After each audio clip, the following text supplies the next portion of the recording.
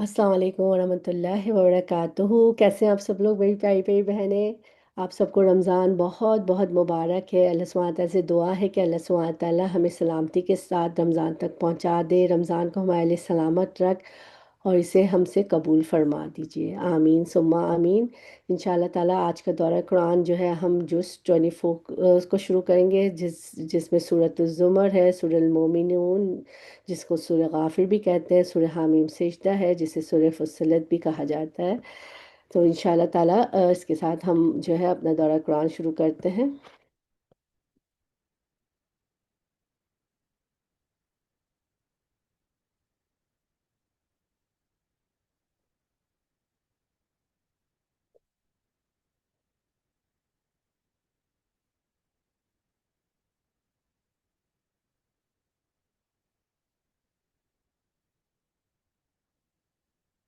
Okay इंशाअल्लाह ताला। अऊज़ु बिल्लाहि मिनश शैतानिर रजीम।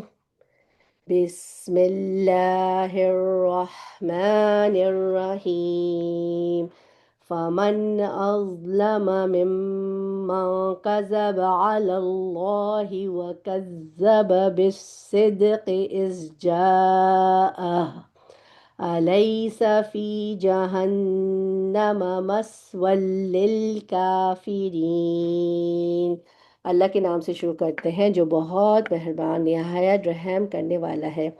उससे बढ़कर जालिम कौन है जो अल्लाह पर झूठ बोले और सच्चा दीन जब इसके पास आए तो उसे झुटलाए। क्या ऐसे काफिरों के लिए जहन्नम का क्या ऐसे काफिरों के लिए जहन्नम का ठिकाना नहीं है। यहाँ अल्लाह सुब्हानहू तआला अपने बंदों को डराते हैं और ख़बरदार करते हैं और फरमा रहे हैं कि उस शख्स से बड़ा जालिम कोई नहीं हो सकता जो अल्लाह पर झूठ बांधे। सूरह अल अराफ के आयत नंबर 32 में आता है कि अल्लाह के बारे में तुम जो बात करो वो जो तुम जानते नहीं हो। अल्लाह के बारे में तुम वो बात करो जो तुम जानते नहीं हो। आगे चलते हैं।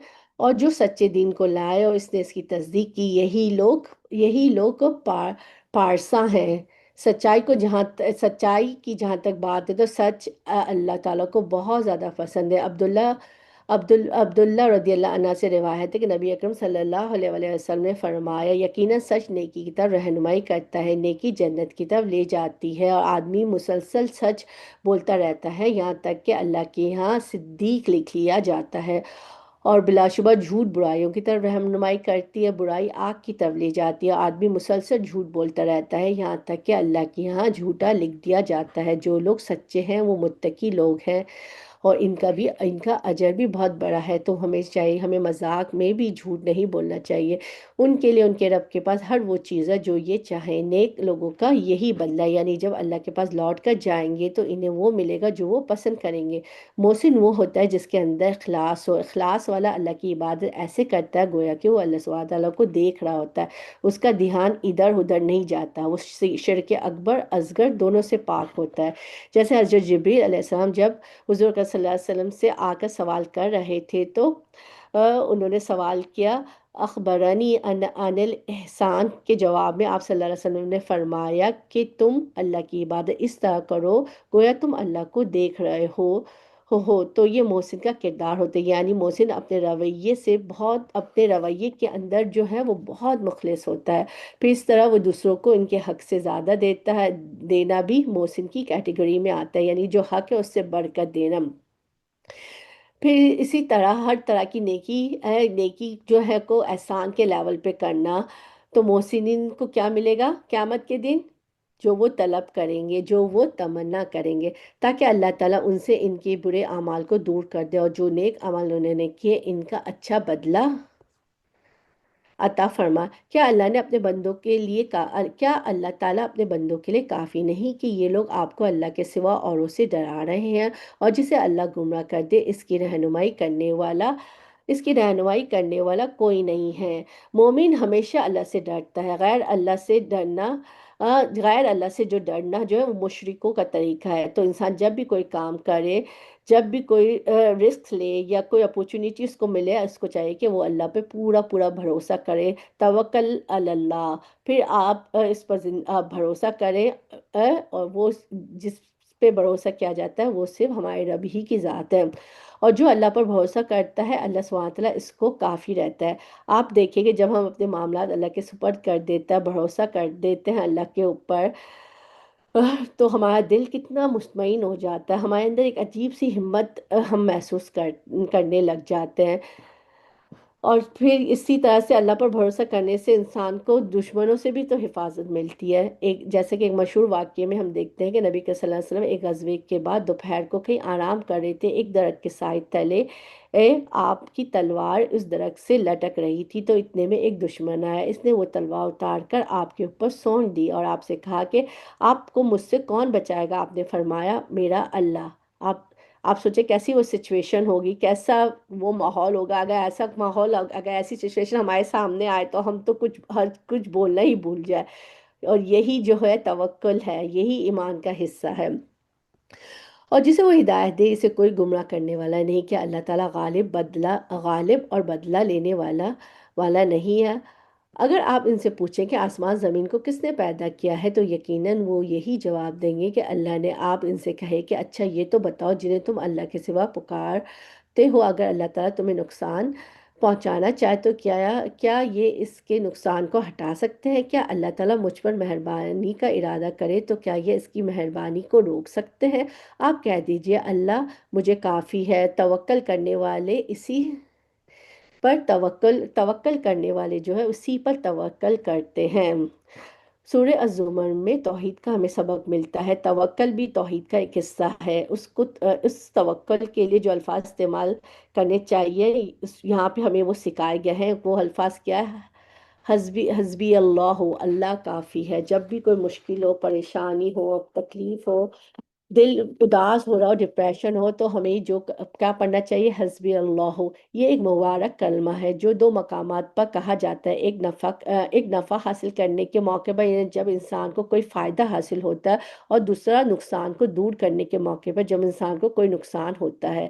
ہم دیکھتے ہیں کہ دو عظیم پیغمبروں نے یہ دعا مانگی، ایک تو ابراہیم علیہ السلام نے اس وقت یہ کلمہ پڑھا جب ان کو آگ میں پھینکا جا رہا تھا، اور دوسرا ہمارے نبی صلی اللہ علیہ وسلم نے جب لوگوں نے مسلمانوں کو ڈرانے کے لیے کہا تھا کہ لوگوں نے تمہارے لیے فوج جمع کر لی ہے، تم اس سے ڈرو، تو اس بات نے ان کا ایمان بڑھا دیا، اور انہوں نے کہا کہ ہمارے لیے اللہ ہی کافی ہے اور وہ کارساز ہے۔ تو ہمیں بھی ہر موقع پہ، ہر وقت حسبی اللہ و نعم الوکیل بولنے کی عادت ڈالنی چاہیے۔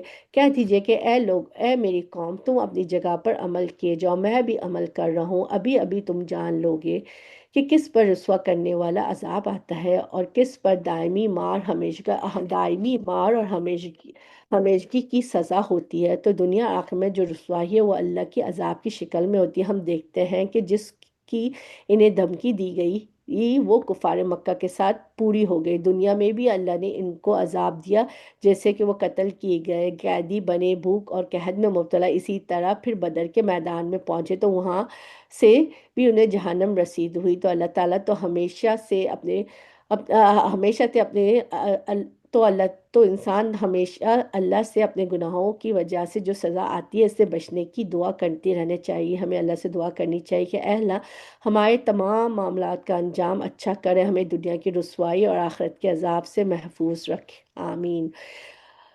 آپ پر آپ پر ہم نے حق کے ساتھ یہ کتاب لوگوں کے لیے نازل فرمائے، بس جو لوگ راہ راست پر آ جائے اس کے اپنے لیے نفع ہے، جو گمراہ ہو جائے ان کی گمراہی کا وبال اسی پر ہے، آپ ان کے ذمہ دار نہیں۔ اللہ ہی روحوں کو ان کی موت کے وقت اور جس کی موت نہیں آئی انہیں ان کی نیند کے وقت قبض کر لیتا ہے، پھر جن پر موت کا حکم لگ چکا ہے انہیں تو روک لیتا ہے اور دوسری روحوں کو ایک مقررہ وقت تک کے لیے چھوڑ دیتا ہے۔ غور کرنے والوں کے لیے اس میں یقیناً بہت بڑی نشانی ہے۔ کتنی بڑی نشانی ہے؟ تو اس سے پتہ چلتا ہے کہ جب انسان سوچتا ہے تو وہ بھی جو ہوتی ہے وہ کیا ہوتی ہے؟ موت کی بہن ہوتی ہے۔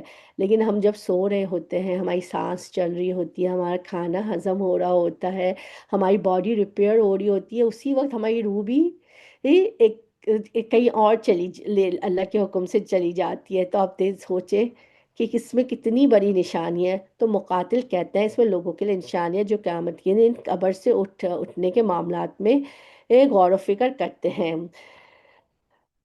تو یہ ہے کہ ہمیشہ سونے سے پہلے دعا مانگنی چاہیے ہمیں اللہ سبحانہ تعالیٰ سے کہ اے ہمارے رب، تیرے نام سے ہم نے اپنا پہلو رکھا، تیرے ہی نام سے میں اٹھوں گا، اگر تو نے میری جان کو روک لیا تو اس پر رحم کرنا، یعنی اگر روح واپس نہیں لوٹی تو رحم فرمانا، اگر تو نے اس کو چھوڑ دیا یعنی زندگی باقی رہی تو اس طرح حفاظت کرنا جس طرح تو اپنے نیک بندوں کی حفاظت کرتے ہیں۔ اس سے یہ بھی پتہ چلتا ہے کہ اللہ اپنے نیک بندوں کی حفاظت کرتا ہے، تو اگر ہم حفاظت چاہتے ہیں تو ہمیں زیادہ سے زیادہ نیک کام کرنے چاہیے اور گناہوں کو چھوڑ دینا چاہیے۔ کیا ان لوگوں نے اللہ کے سوا اوروں کو سفارشی مقرر کر رکھا ہے؟ آپ کہہ دیجئے کہ گو کہ کچھ بھی اختیار نہ رکھتے ہو اور نہ عقل رکھتے ہو، کہہ دیجئے کہ تم سفارش کو مختار اللہ کہہ دیجئے کہ تمام سفارش کا مختار اللہ ہی ہے، تمام آسمانوں اور زمین کو راج اسی کے لیے ہے، تم سب اسی کی طرف پھیرے جاؤ گے۔ جب اللہ اکیلے کا ذکر کیا جائے تو ان لوگوں کے دل نفرت کرنے لگتے ہیں جو آخرت کا یقین نہیں رکھتے، اور جب ان کے سوا اوروں کا ذکر کیا جائے تو ان کے دل کھل کر خوش ہو جاتے ہیں۔ ہمیں بھی سوچنا چاہیے کہ ہمارا دل جو ہے نا کن باتوں پہ گھٹتا ہے اور کن باتوں پہ ہم خوش ہوتے ہیں۔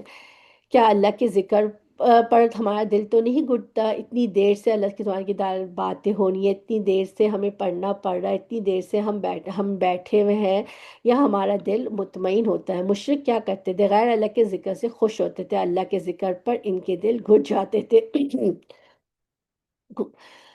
اب ہم دیکھیں کہ اپنی عام جو زندگی میں ہم کون سی چیزیں ہیں جن کے ذکر سے ہم خوش ہوتے ہیں؟ یقیناً وہ چیزیں ہوں گی جو ہمیں بہت زیادہ پسند ہوتی ہیں، اور وہ کون سی چیزیں جن کا نام سنتے ہی ہمارے اندر وحشت اور گھبراہٹ طاری ہو جاتی ہے؟ تو اس سے بھی ہم اپنا جائزہ لے سکتے ہیں کہ ہم کہاں کھڑے ہیں، ہمارے اندر ایمان کتنا ہے، ہماری دلچسپیاں کیا ہے۔ تو ایمان والے جو ہیں وہ دن کے مختلف اوقات میں اللہ کو یاد کرتے ہیں، اس کی طرف رجوع کرتے ہیں، خوش ہوتے ہیں۔ مثلا آپ صبح اٹھتے ہیں تو آپ کیا کرتے ہیں؟ اللہ کو یاد کرتے ہیں، اذان سنتے ہیں تو ہمیں اللہ کی یاد آ جاتی ہے، وضو کرتے ہیں تو ہم بسم اللہ پڑھ کے اللہ سبحانہ تعالیٰ کو فوراً یاد کرتے ہیں، پھر اللہ کا ذکر کرتے ہیں، اور نماز خود بھی جو ہے اللہ کو یاد کرنے کا ذریعہ ہے۔ اور پھر نماز کے بعد جو ذکر کرتے ہیں، صبح شام کے اذکار کرتے ہیں، کھانے پینے، اگر ہم سوچیں کہ اگر ہم ان سب چیزوں کو اپنا معمول بنا لیں تو ہم ایک دن میں کتنا زیادہ اللہ سبحانہ تعالیٰ کا ذکر کر سکتے ہیں۔ آپ کہہ دیجئے کہ اے اللہ، آسمان و زمین کے پیدا کرنے والے، چھپے کھلے کے جاننے والے، تو ہی اپنے بندوں میں ان امور کا فیصلہ فرمائے گا جس میں وہ الجھ رہے ہیں۔ اگر ظلم کرنے والوں کے پاس وہ سب کچھ ہو جو روئے زمین پر ہے، اور اس کے ساتھ اتنا ہی اور ہو، تو بھی بدترین سزا کے بدلے میں قیامت کے دن یہ سب کچھ دے دیں، اور ان کے سامنے اللہ کی طرف سے وہ ظاہر ہوگا جس کا گمان بھی انہیں نہ تھا، اور جو کچھ انہوں نے کیا تھا ان کی برائیاں ان پر کھل پڑی، اور جس کا وہ مذاق اڑاتے تھے وہ انہیں گھیر لے گا۔ انسان کو جب کوئی تکلیف پہنچتی ہے تو ہمیشہ پکارنے لگتا ہے، پھر جب ہم اسے اپنی طرف سے کوئی نعمت عطا فرما دیں تو کہنے لگتا ہے کہ اسے تو محض میرے علم کی وجہ سے دیا گیا تھا، بلکہ یہ آزمائش ہے۔ لیکن ان میں سے اکثر لوگ بے علم ہیں۔ دنیا میں بھی انسان بڑی ہی غلط فہمیوں کا شکار رہتا ہے، جب اس کو کوئی نعمت ملتی ہے، کوئی کامیابی ملتی ہے تو کیا کہتا ہے کہ اسے تو میرے تجربے کی، میرے علم کی وجہ سے ملا ہے۔ حقیقت میں یہ جو ہے یہ ایک فتنہ ہے کہ ہر نعمت جو ہے وہ بھی اللہ سبحانہ تعالیٰ کسی کو نعمت دے کے آزماتا ہے تو کسی سے نعمت لے کے آزما رہا ہوتا ہے۔ تو ہمیں بھی چاہیے کہ ہر چیز کا جو ہے تعلق جو ہم اللہ سبحانہ تعالیٰ سے جوڑیں۔ اگر ہمیں قرآن کی نعمت ملی ہے تو اس میں بھی ہمارا امتحان ہے کہ ہم اس میں جو پڑھ لیے رہے ہیں، جو سن رہے ہیں، اس پہ ہم عمل کتنا کرتے ہیں، اپنی زندگی کو ہم نے کتنا بدلنے کی کوشش کی۔ اکثر لوگ اس نقطے کو نہیں جانتے ہیں، جانتے اور سمجھتے کہ نعمت آزمائش ہے، انسان کا امتحان ہے، جس کی وجہ سے اللہ تعالیٰ انہیں ڈھیل دے کر رہا ہے اور پھر وہ اچانک اسے پکڑ لے گا۔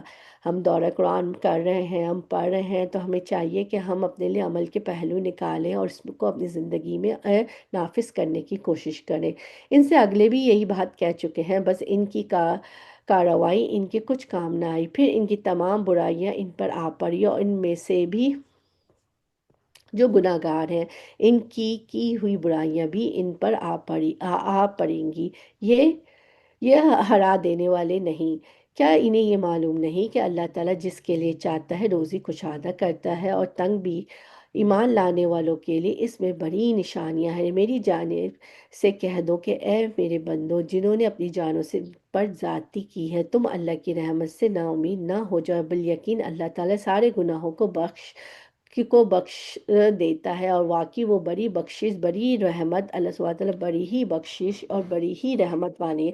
یعنی اللہ تعالیٰ اگلے پچھلے سارے گناہوں کو معاف کر سکتا ہے، جیسا کہ حدیث میں آتا ہے کہ ایک شخص کے سارے گناہ معاف کر دیے گئے اس بنا پر کہ اس نے لوگوں کے راستے سے کانٹے دار شاخ ہٹائی تھی، لوگوں کو تکلیف سے بچایا تھا، اس بنا پر اس کے گناہ معاف کر دیے گئے۔ اسی طرح چھوٹے گناہوں کے علاوہ بھی اللہ تعالیٰ بڑے بڑے گناہوں کو بھی معاف کر دیتا ہے، جیسے زنا کرنے والا جب زنا کرتا ہے تو مومن نہیں رہتا، چوری کرنے والا جب چوری کرتا ہے تو مومن نہیں رہتا، شراب پینے والا جب شراب پیتا ہے تو مومن نہیں رہتا، لیکن پھر بھی اس کے لیے توبہ کا دروازہ کھلا ہے۔ اگر کوئی شرمندہ ہو کر واپس پلٹتا ہے اور اللہ سے معافی مانگتا ہے، آئندہ نہ کرنے کا عہد کرتا ہے، تو اللہ تعالیٰ اس کو معاف کر دیتا ہے۔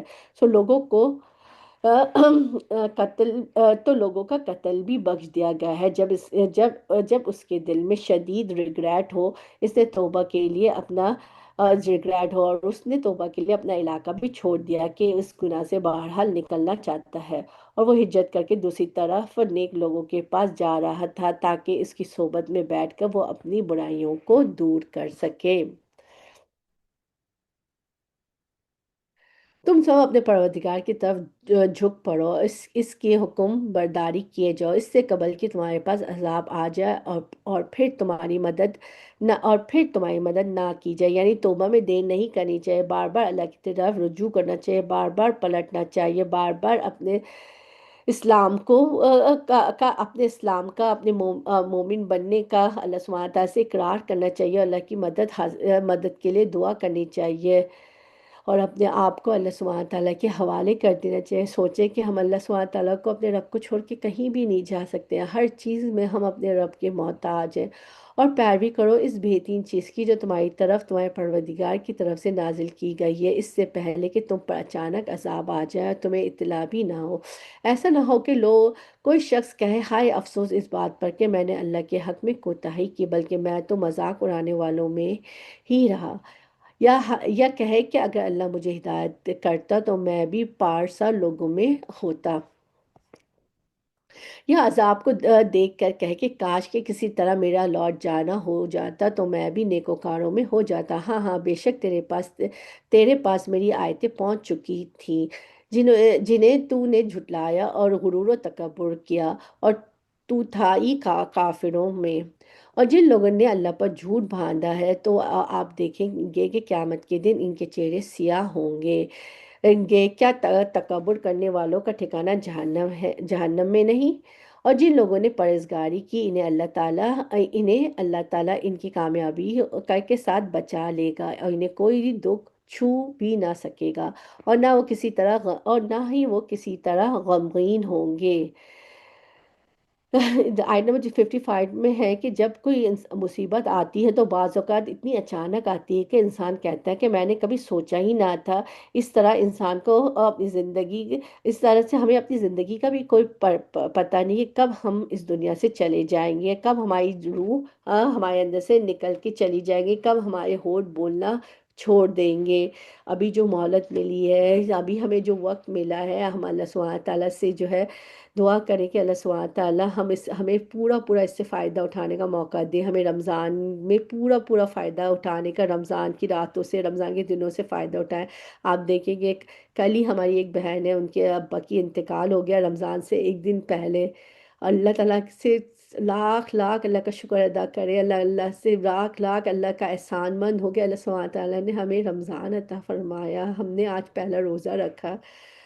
اللہ ہر چیز کا پیدا کرنے والا ہے، وہی ہر چیز پر اور جن لوگوں نے پرہیزگاری کی انہیں اللہ تعالیٰ ان کی کامیابی کے ساتھ بچا لے گا، انہیں کوئی دکھ چھو بھی نہ سکے گا، نہ وہ کسی طرح غمگین ہو گیا۔ اللہ ہر چیز کا پیدا کرنے والا ہے، اور وہی ہر چیز کا اللہ سبحانہ تعالیٰ ہے، وہی ہر چیز کا نگہبان ہے۔ آسمان اور زمین کی کنجیوں کا مالک وہی ہے، جن جن لوگوں نے اللہ کی آیتوں کا انکار کیا وہی خسارہ پانے والے ہیں۔ آپ کہہ دیجئے کہ اے جاہلو، کیا تم مجھ سے اللہ کے سوا اوروں کی عبادت کو کہتے ہو؟ یقیناً تیری طرف بھی اور تجھ سے پہلے کی طرف بھی وہی کی گئی ہے۔ اگر تو نے شرک کیا تو بلا شبہ تیرا عمل ضائع ہو جائے گا، اور بالیقین تو ضیاء کاروں میں سے ہو جائے گا۔ بلکہ تو اللہ ہی کی عبادت کر اور شکر کرنے والوں میں ہو جا۔ بار بار شکر کا ذکر کیا جاتا ہے، کیونکہ شکر ہی وہ چیز ہے جس سے ہماری نعمتوں میں اضافہ ہوتا ہے۔ ان لوگوں نے جتنی قدر اللہ کی کرنی چاہیے تھی نہیں کی۔ ساری زمین قیامت کے دن اس کی مٹھی میں ہوگی، اور تمام آسمان اس کے دائیں ہاتھ میں لپیٹے ہوئے ہوں گے۔ وہ پاک برتر ہے ہر اس چیز سے جسے لوگ اس کا شریک بنا رہے ہیں۔ اللہ سبحانہ تعالیٰ کی عظمت اور و قدر کی حقیقت ہم لوگ نہیں پہچانتے۔ اگر انسان جان لے تو پھر اس کے اندر لازماً اللہ کی عبادت کا شوق آ جائے گا، اور وہ اس کے آگے جو ہے جھک جائے گا۔ عبداللہ بن عمر رضی اللہ عنہ کہتے ہیں کہ پیارے نبی صلی اللہ علیہ وسلم نے فرمایا، قیامت کے دن اللہ آسمان کو لپیٹ لے گا، پھر انہیں اپنے دائیں ہاتھ میں لے کر فرمائے گا، بادشاہ میں بادشاہ ہوں، کہاں ہے وہ جبار، کہاں ہے وہ تکبر کرنے والے؟ پھر زمین کو اپنے بائیں ہاتھ پہ لے کر لپیٹے گا اور فرمائے گا کہ میں بادشاہ ہوں، کہاں ہے وہ جبار، کہاں ہے وہ تکبر کرنے والے؟ تو اللہ کے سامنے تو کوئی پر بھی نہیں مار سکتا۔ اس لیے جب ہم اللہ اکبر کہیں تو واقعی دل سے کہا کریں، واقعی سوچا کریں کہ میرا رب بہت بڑا ہے، اللہ اکبر۔ سوٹ پھونک دیا جائے گا، بس آسمان زمین والے سب بے ہوش ہو کر گر پڑیں گے، مگر جسے اللہ چاہے۔ پھر دوبارہ سوٹ پھونکا جائے گا، بس وہ ایک دم کھڑے ہو کر دیکھنے لگ جائیں گے۔ زمین اپنے پروردگار کے نور سے جگمگا اٹھے گی، نامہ اعمال حاضر کیے جائیں گے، نبیوں اور گواہوں کو لایا جائے گا، لوگوں کے درمیان حق حق فیصلہ کر دیا جائے گا، اور وہ ظلم نہ کیے جائیں گے۔ حدیث میں آتا ہے کہ قیامت کے دن لوگوں کا حشر سفید اور سرخی آمیز زمین پر ہوگا۔ ان کا جو حساب کتاب ہوگا سفید اور سرخی آمیز زمین پر ہوگا، جس پر ہر شخص کھڑا ہوگا، اور کوئی شخص اس کے پیچھے نہ چھپ سکے گا۔ روشنی بھی ہوگی وہاں، تو پھر ہر شخص کے اعمال اور اس کے کام، اس کی شکل، ہر چیز واضح ہو جائے گی، ہر چیز واضح واضح نظر آئے گی۔ ہم سب کو اس جگہ سے گزرنا ہے، دیکھنا ہے اسے اپنی زندگی میں دیکھتے رہا کرے۔ کبھی آپ کو ہم اگر کسی جگہ پر جا رہے ہیں یا بند کمرے میں ایک دم سے جب لائٹ آن کرتی ہے تو ہر چیز نظر آنے لگتی ہے، وہاں پہ بھی ہماری ہر چیز جو ہے نظر آنا شروع ہو جائے گی۔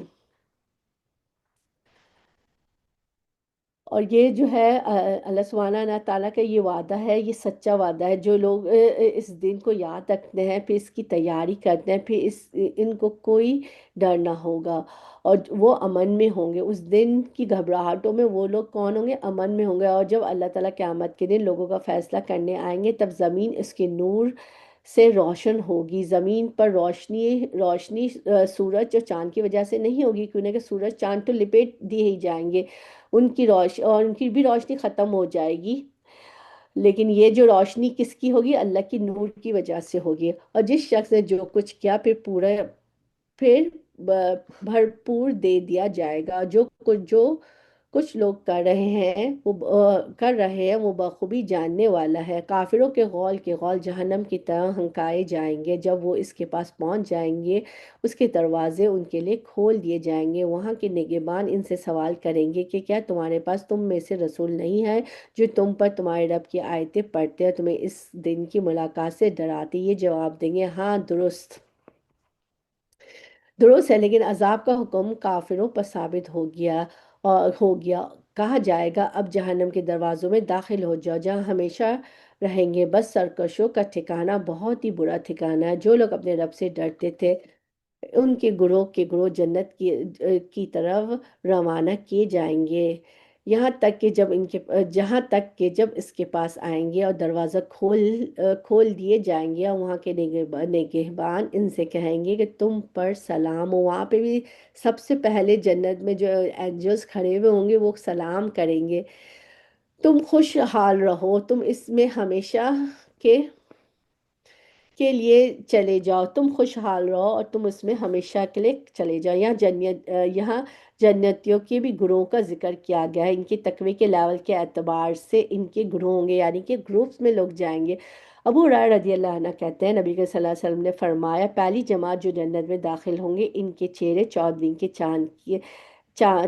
رات کے چاند کی طرح چمکتے ہوں گے، جو ان کے بعد داخل ہوں گے وہ جگمگاتے ستاروں کی طرح ہوں گے ان سب کے دل الفت اور محبت میں ایک ایک شخص کی طرح ہوں گے، ان میں سے نہ کسی کو کسی بات ان میں سے نہ کسی کا بات میں اختلاف ہوگا، نہ باہم دشمنی ہوں گے، یعنی ان کے دل صاف ہوں گے۔ جنت والوں کو یہی نہیں پتا ہوگا کہ ایک دوسرے سے کیسے بیڈ ورڈز کس طرح سے بولے جائے، دوسرے کی فیلنگز کیسے ہرٹ کی جائے، کیونکہ وہاں پہ سلامتی ہی سلامتی ہو گئی۔ یہ اہل جنت کی شان ہے کہ آپس میں نہ دل میں کوئی بات ہے، نہ زبان پہ کوئی بات ہے، نہ ہی کوئی کلیش ہوگا، بلکہ ایک دل کی طرح ہوں گے اور ایک دوسرے سے محبت کرتے ہوں گے۔ جنت کا دروازہ سب سے پہلے رسول اللہ صلی اللہ علیہ وسلم کے لیے کھولا جائے گا۔ آپ صلی اللہ علیہ وسلم نے فرمایا قیامت کے دن جنت کے دروازے میں قیامت کے دن جنت کے دروازے پر آؤں گا، اسے کھولوں گا، پھر جنت کا دروگا کہے گا آپ کون ہیں؟ میں کہوں گا محمد صلی اللہ علیہ وسلم، مجھے آپ سے پہلے کسی کے لیے دروازے کھولنے کا حکم نہیں دیا گیا، یعنی آپ صلی اللہ علیہ وسلم ہی سب سے پہلے ابتدا اوپننگ کریں گے، سب سے پہلے آپ صلی اللہ علیہ وسلم ہی انٹر ہوں گے اور آپ صلی اللہ علیہ وسلم کی امتی ساتھ ہی داخل ہوں گے، اور اس وقت وہ کیا کہیں گے؟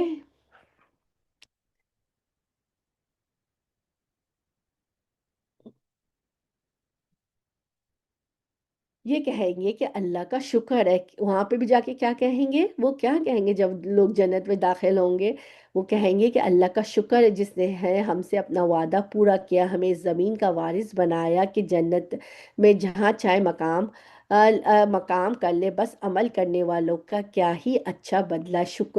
شکر کتنا ضروری ہے، ہمیں اپنی زندگی میں شکر کی عادت ڈالنی چاہیے، شکر الحمدللہ بولنا چاہیے، صرف اس کو ایک ورڈ کے طور پہ نہیں ادا کرنا چاہیے، بلکہ ہم بالکل دل کی گہرائیوں سے اللہ سبحانہ تعالیٰ کا ہر چیز میں شکر ادا کرنا چاہیے۔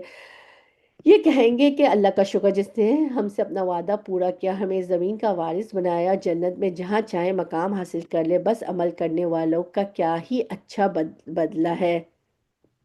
اتنی زیادہ چوائسز ہوگی کہ ہر جنتی کے لیے جہاں اس کا دل چاہے گا وہ چلا جائے گا، اور تو فرشتوں کو اللہ کے عرش کے ارد گرد حلقہ حلقہ باندھے ہوئے اپنے رب کی حمد اور تسبیح کرتے ہوئے دیکھے گا، اور ان میں انصاف کا فیصلہ کیا جائے گا اور کہا جائے گا کہ ساری خوبی اللہ ہی کے لیے ہے، جو تمام جہانوں کا پالنسار ہے۔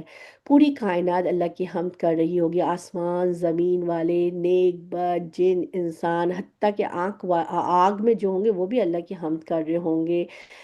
الحمدللہ آدم کا پہلا جملہ تھا، مومن کی جان جب نکلتی ہے تو وہ الحمدللہ کہہ رہا ہوتا ہے۔ جنت میں داخلے پر ایمان والے بھی کیا کہیں گے؟ الحمدللہ۔ اور جنتوں کا بھرپور کھانا کیا ہوگا؟ اللہ کی حمد و ثنا ہوگا۔ نبی کا صلی اللہ علیہ وسلم نے فرمایا یقینا اہل جنت کھائیں گے جنت میں اور پیئیں گے، لیکن نہ اس میں تھوکیں گے، نہ پیشاب کریں گے، نہ رفع حاجت ہوگی، نہ ہی ناک سے ریزش گرے گی، کوئی بھی گندگی نہیں ہوگی۔ صحابہ نے پوچھا پھر ان کے کھانے کا کیا بنے گا؟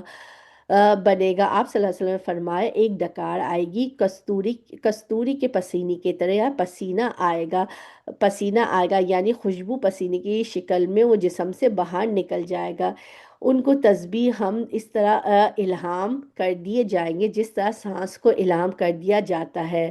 سانس تو اللہ کی، سانس جو ہم لیتے ہیں وہ تو اللہ نے الہام کیا ہے، اس لیے وہ خود ہی کام کر رہا ہے۔ سانس کو ہمیں کچھ آرڈر کرنا نہیں پڑتا ہے، نہ اس کو کھینچنا پڑتا ہے جو ہم سانس لے رہے ہوتے ہیں، کہ ہمیں، اور نہ ہی ہمیں یہ سوچنا پڑتا ہے کہ ہمیں کتنی دفعہ سانس لینا ہے، کیونکہ اللہ سبحانہ وتعالی نے سانس کو سانس لینا الہام کر دیا ہے۔ اور ہمیں سانس لینے کے لیے کوئی زور بھی نہیں لگانا پڑتا، تو وہاں بھی تسبیح پڑھنے کے لیے زبان ایسے ہی رواں ہو جائے گی۔ کچھ لوگ دنیا میں بھی اللہ کا اتنا زیادہ ذکر کرتے ہیں، اتنا زیادہ تسبیح پڑھتے ہیں، تسبیح، تو ان کی زبان پہ تسبیح ہی ہر وقت جاری ہوتی ہے۔ ہمیں بھی چاہیے کہ ہم زیادہ سے زیادہ اللہ کا ذکر کریں، کہ جب ہم سو بھی رہے ہوں تو ہماری زبان، جب ہم کروٹ بھی چینج کریں تو ہماری زبان میں الحمدللہ ہی نکلے، اور زندگی کے ہر معاملے میں خود بخود ہمارے منہ سے الحمدللہ نکلنا شروع ہو جائے۔ لیکن یہ جب اس وقت ہوگا جب ہم پورے شعوری طور پہ اپنے رب کا شکر ادا کریں گے۔ انشاء اللہ تعالیٰ سورہ المومنون ہم شروع کر رہے ہیں، اور جسے سورہ الغافر بھی کہتے ہیں۔ بسم اللہ الرحمن الرحیم۔ حامیم، تنزیل الکتاب من اللہ العزیز العلیم۔ شروع کرتا ہوں اللہ کے نام سے جو بڑا مہربان نہایت رحم والا ہے۔ ہم اس کتاب، حامیم، اس کتاب کا نازل فرمانا اس اللہ کی طرف سے ہے جو غالب اور دانا ہے، گناہ کا بخشنے والا، توبہ کا قبول فرمانے والا، سخت عذاب والا، انعام و قدرت والا، جس کے سوا کوئی معبود نہیں، اسی کی طرف واپس لوٹنا ہے۔ توبہ کرنے والے گناہ گار کے لیے دو رحمتیں ہیں، ایک یہ کہ اللہ اس کی توبہ قبول کرتا ہے، دوسرا یہ کہ اس کی توبہ کو نیکی میں بدل دیتا ہے۔ اگر وہ نادم ہو تو اس کے نامہ اعمال سے بھی مٹا دیا جاتا ہے، وہ ایسے ہی ہو جاتا ہے جیسے اس نے کبھی گناہ کیا ہی نہیں۔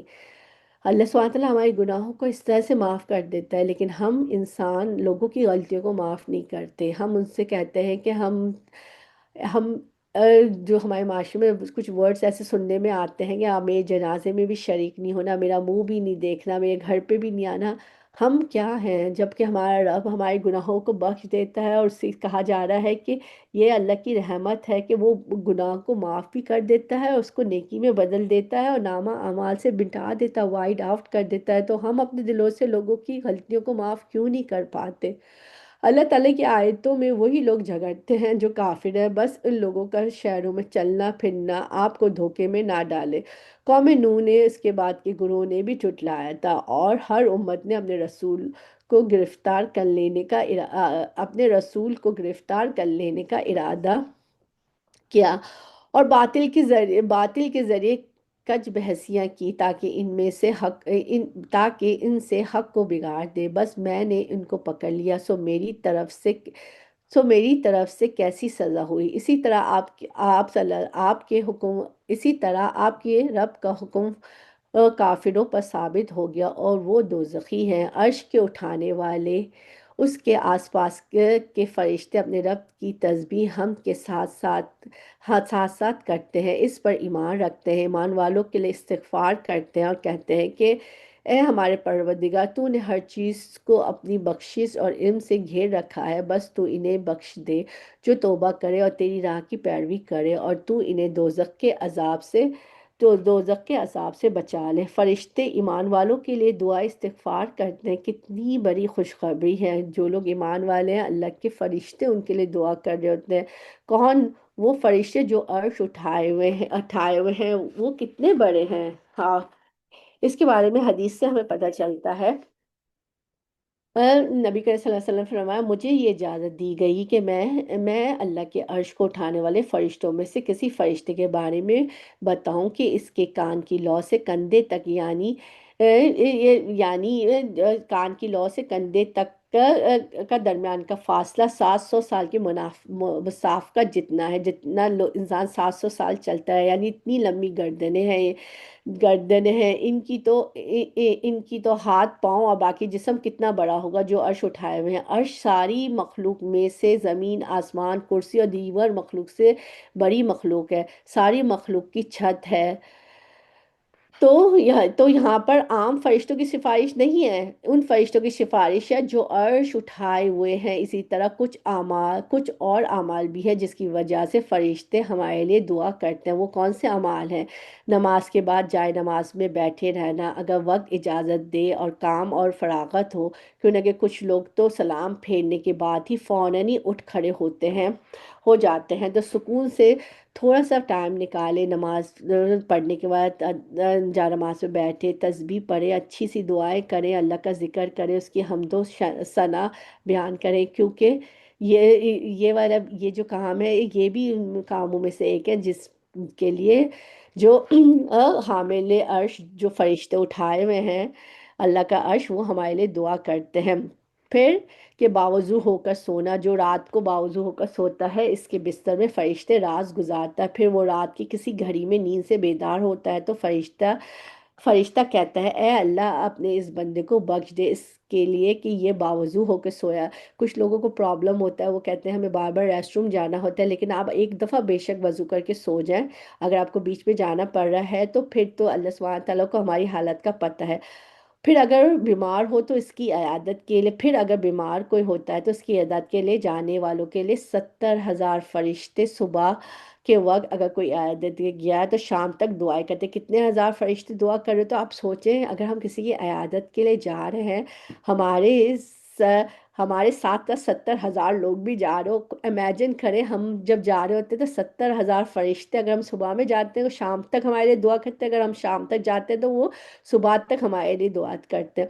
پھر اسی طرح خیر کی باتیں لوگوں کو سکھانا، اچھی بات کرنا، اپنی اولاد کو اچھی باتیں سکھانا، اچھی باتیں بتانا، اپنے رشتہ داروں کو اچھی باتیں بتانا اور سکھانا۔ تو رسول اللہ صلی اللہ علیہ وسلم نے فرمایا یقیناً اللہ تعالیٰ رحمت نازل فرمائے گا اور اس کے فرشتے اور تم تمام اہل زمین پر اور آسمان تک کے چونٹیاں اپنے سوراخ میں، اور مچھلیاں اور باقی مخلوق اس شخص کے لیے دعائے خیر کرتی ہیں، اور اس کے لیے جو لوگوں کو بھلائی کی باتیں سکھاتا ہے، یعنی اچھی باتیں سکھاتا ہے، اس کے لیے دعا کرتی ہے۔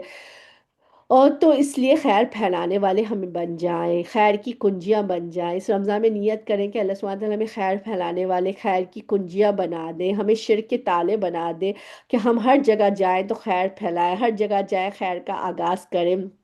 پھر اسی طرح آج کل دیکھیں سحری کرنے والوں پر بھی اللہ تعالیٰ رحم کرتے ہیں، فرشتے جو ہیں ان کے لیے دعا کرتے ہیں۔ پھر اسی طرح کسی کی غیر موجودگی میں اس کے لیے دعا کرنے والوں کے لیے بھی فرشتہ مقرر ہے، جو مسلمان پیٹھ پیچھے کسی مسلمان کے لیے دعا کرتا ہے تو فرشتہ ساتھ ساتھ کہتا ہے تجھے بھی ایسا ہی ملے، بالکل جیسے تو نے اپنے بھائی کے لیے دعا کی ہے۔ کتنی بڑی خوشخبریاں ہیں ہمارے لیے، اے ہمارے رب تو ہمیں ہمیشگی والی جنتوں میں لے جا جس کا تو نے ان سے پورا وعدہ کیا ہے، اور ان کے باپ دادا اور بیویوں اور اولاد میں سے بھی، اور ان سب کو جو نیک عمل کر، یقیناً تو غالب اور با حکمت ہے، انہیں برائیوں سے بھی محفوظ رکھ، اور حق تو یہ ہے کہ اس دن کو تو نے جن برائیوں سے بچا لیا ہے اس پر تو نے رحمت کر دی، اور بہت بڑی کامیابی تو یہی ہے۔ بے شک جن لوگوں نے کفر کیا انہیں یہ آواز دی جائے گی یقیناً اللہ تعالیٰ کا تم پر غصہ ہونا اس سے بہت زیادہ ہے جو تم غصہ ہوتے تھے اپنے جی سے جب تم ایمان کی طرف بلائے جاتے تھے پھر کفر کرنے لگتے تھے۔ وہ کہیں گے اے ہمارے پروردگار تو نے ہمیں 2 بار مارا اور 2 بار ہی جلایا، اب ہم اپنے گناہوں کے اقراری ہیں، تو کیا اب کوئی راہ نکلنے کی بھی ہے؟ یہ عذاب تمہیں اس لیے ہے کہ جب صرف اکیلے اللہ کا ذکر کیا جاتا تھا تو تم انکار کر جاتے تھے، اور اس کے ساتھ کسی کو شریک کیا جاتا تھا تو تم مان لیتے بس اب فیصلہ اللہ بلند و بزرگ کا ہے، وہی ہے جو تمہیں اپنی نشانیاں دکھاتا ہے، تمہارے لیے آسمان سے روزی اتارتا ہے، نصیحت تو صرف وہی حاصل کرتے ہیں جو اللہ کی طرف رجوع کرتے ہیں۔ تم اللہ کو پکارتے ہو اس کے لیے دین کو خالص کر کے گو کافر برا مانے۔ بلند درجوں والا عرش کا مالک وہ اپنے بندوں میں سے جس کو چاہتا ہے وہی نازل فرماتا ہے تاکہ وہ ملاقات کے دن سے ڈرائے۔ وہ کون سا دن ہے؟ یا قیامت کا دن ہے۔ اللہ سبحانہ تعالیٰ اپنے عرش پر عرش پر مستوی ہے، اور اللہ نے اپنے ہاتھ سے عرش کی تخلیق کی۔ حدیث میں آتا ہے کہ اللہ نے چار چیزوں کو اپنے ہاتھ سے بنایا: عرش، قلم، آدم اور جنت عدن، اور باقی مخلوق کو کن کہہ کر تو وہ ہو گئی۔ اللہ کے عرش کی مقدار کو اس کے سوا کوئی نہیں جانتا کہ وہ کتنا بڑا ہے، اور کرسی اس کے قدم رکھنے کی جگہ ہے۔ عرش تمام مخلوق سے اونچا ہے۔ اللہ نے ساتوں آسمان سے اوپر پانی بنایا ہے، اور پانی کے اوپر عرش ہے، یعنی اگر ہم آسمان کو دیکھتے ہیں کہ اس کے اوپر ایک اور ایک اور ایک اور ایک، اور اس کے اوپر ایک اور جیسے سات آسمان، اور اس کے اوپر عرش۔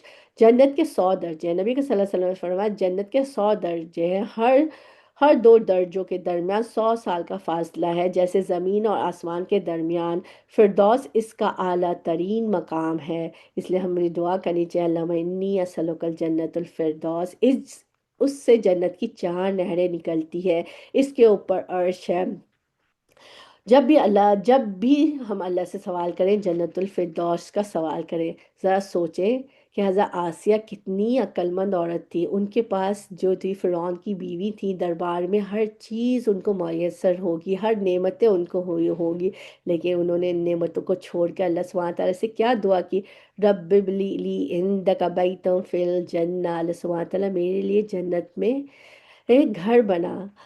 ابو ہریرہ رضی اللہ کہتے نے فرمایا، جب تم اللہ سے سوال کرو تو جنت الفردوس کرو، کیوں کہ وہ جنت کا بہترین اور بلند ترین حصہ ہے، اور اس کے اوپر رحمان کا عرش ہے، اس سے جنت کی نہریں نکلتی ہیں۔ عرش بہت بلند ہے، اور رب اس سے بھی بلند ہے۔ عرش کے اوپر کتاب بھی ہے، کون سی؟ لوح محفوظ۔ تو ہم اللہ کے بارے میں سوچیں تو اس طرح سوچا کریں کہ کتنا بلند، کتنا بڑا ہے۔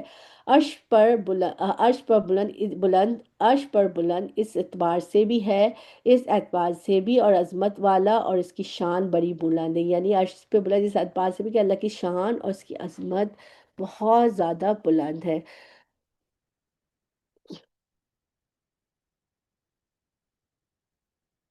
جس دن سب لوگ ظاہر ہو جائیں گے، ان کی کوئی چیز اللہ سے پوشیدہ نہ رہے گی۔ آج کس کی بادشاہت ہے؟ فقط اللہ واحد و قہار کی۔ آج ہر نفس کو اس کی کمائی کا بدلہ دیا جائے گا۔ آج کسی قسم کا ظلم نہیں، یقیناً اللہ تعالیٰ بہت جلد حساب کرنے والا ہے، اور انہیں بہت ہی قریب آنے والی قیامت سے آگاہ کر دیجئے، جبکہ دل حلق تک پہنچ جائیں گے اور سب خاموش ہوں گے۔ ظالموں کا نہ کوئی دلی دوست ہوگا، نہ سفارشی، سفارشی کے جس کی بات مانی جائے۔ وہ آنکھوں کی خیانت کو اور سینوں کی پوشیدہ باتوں کو خوب جانتا ہے۔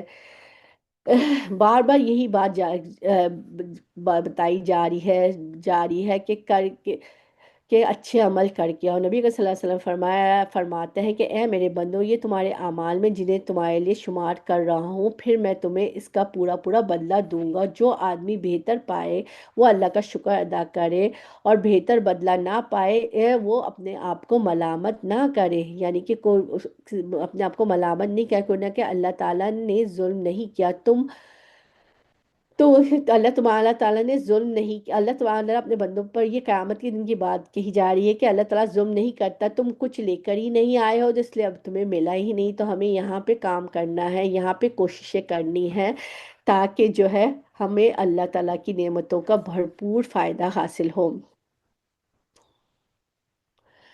اور وہ آنکھوں کی خیانت کو، سینوں کی پوشیدہ باتوں کو خوب جانتا ہے، دل کی اندر چھپی ہوئی باتیں اور برے خیالات کو بھی اللہ سبحانہ تعالیٰ جانتا ہے۔ ابن عباس رضی اللہ عنہ کہتے ہیں کہ اس آیت کی تفسیر میں اس مرد سے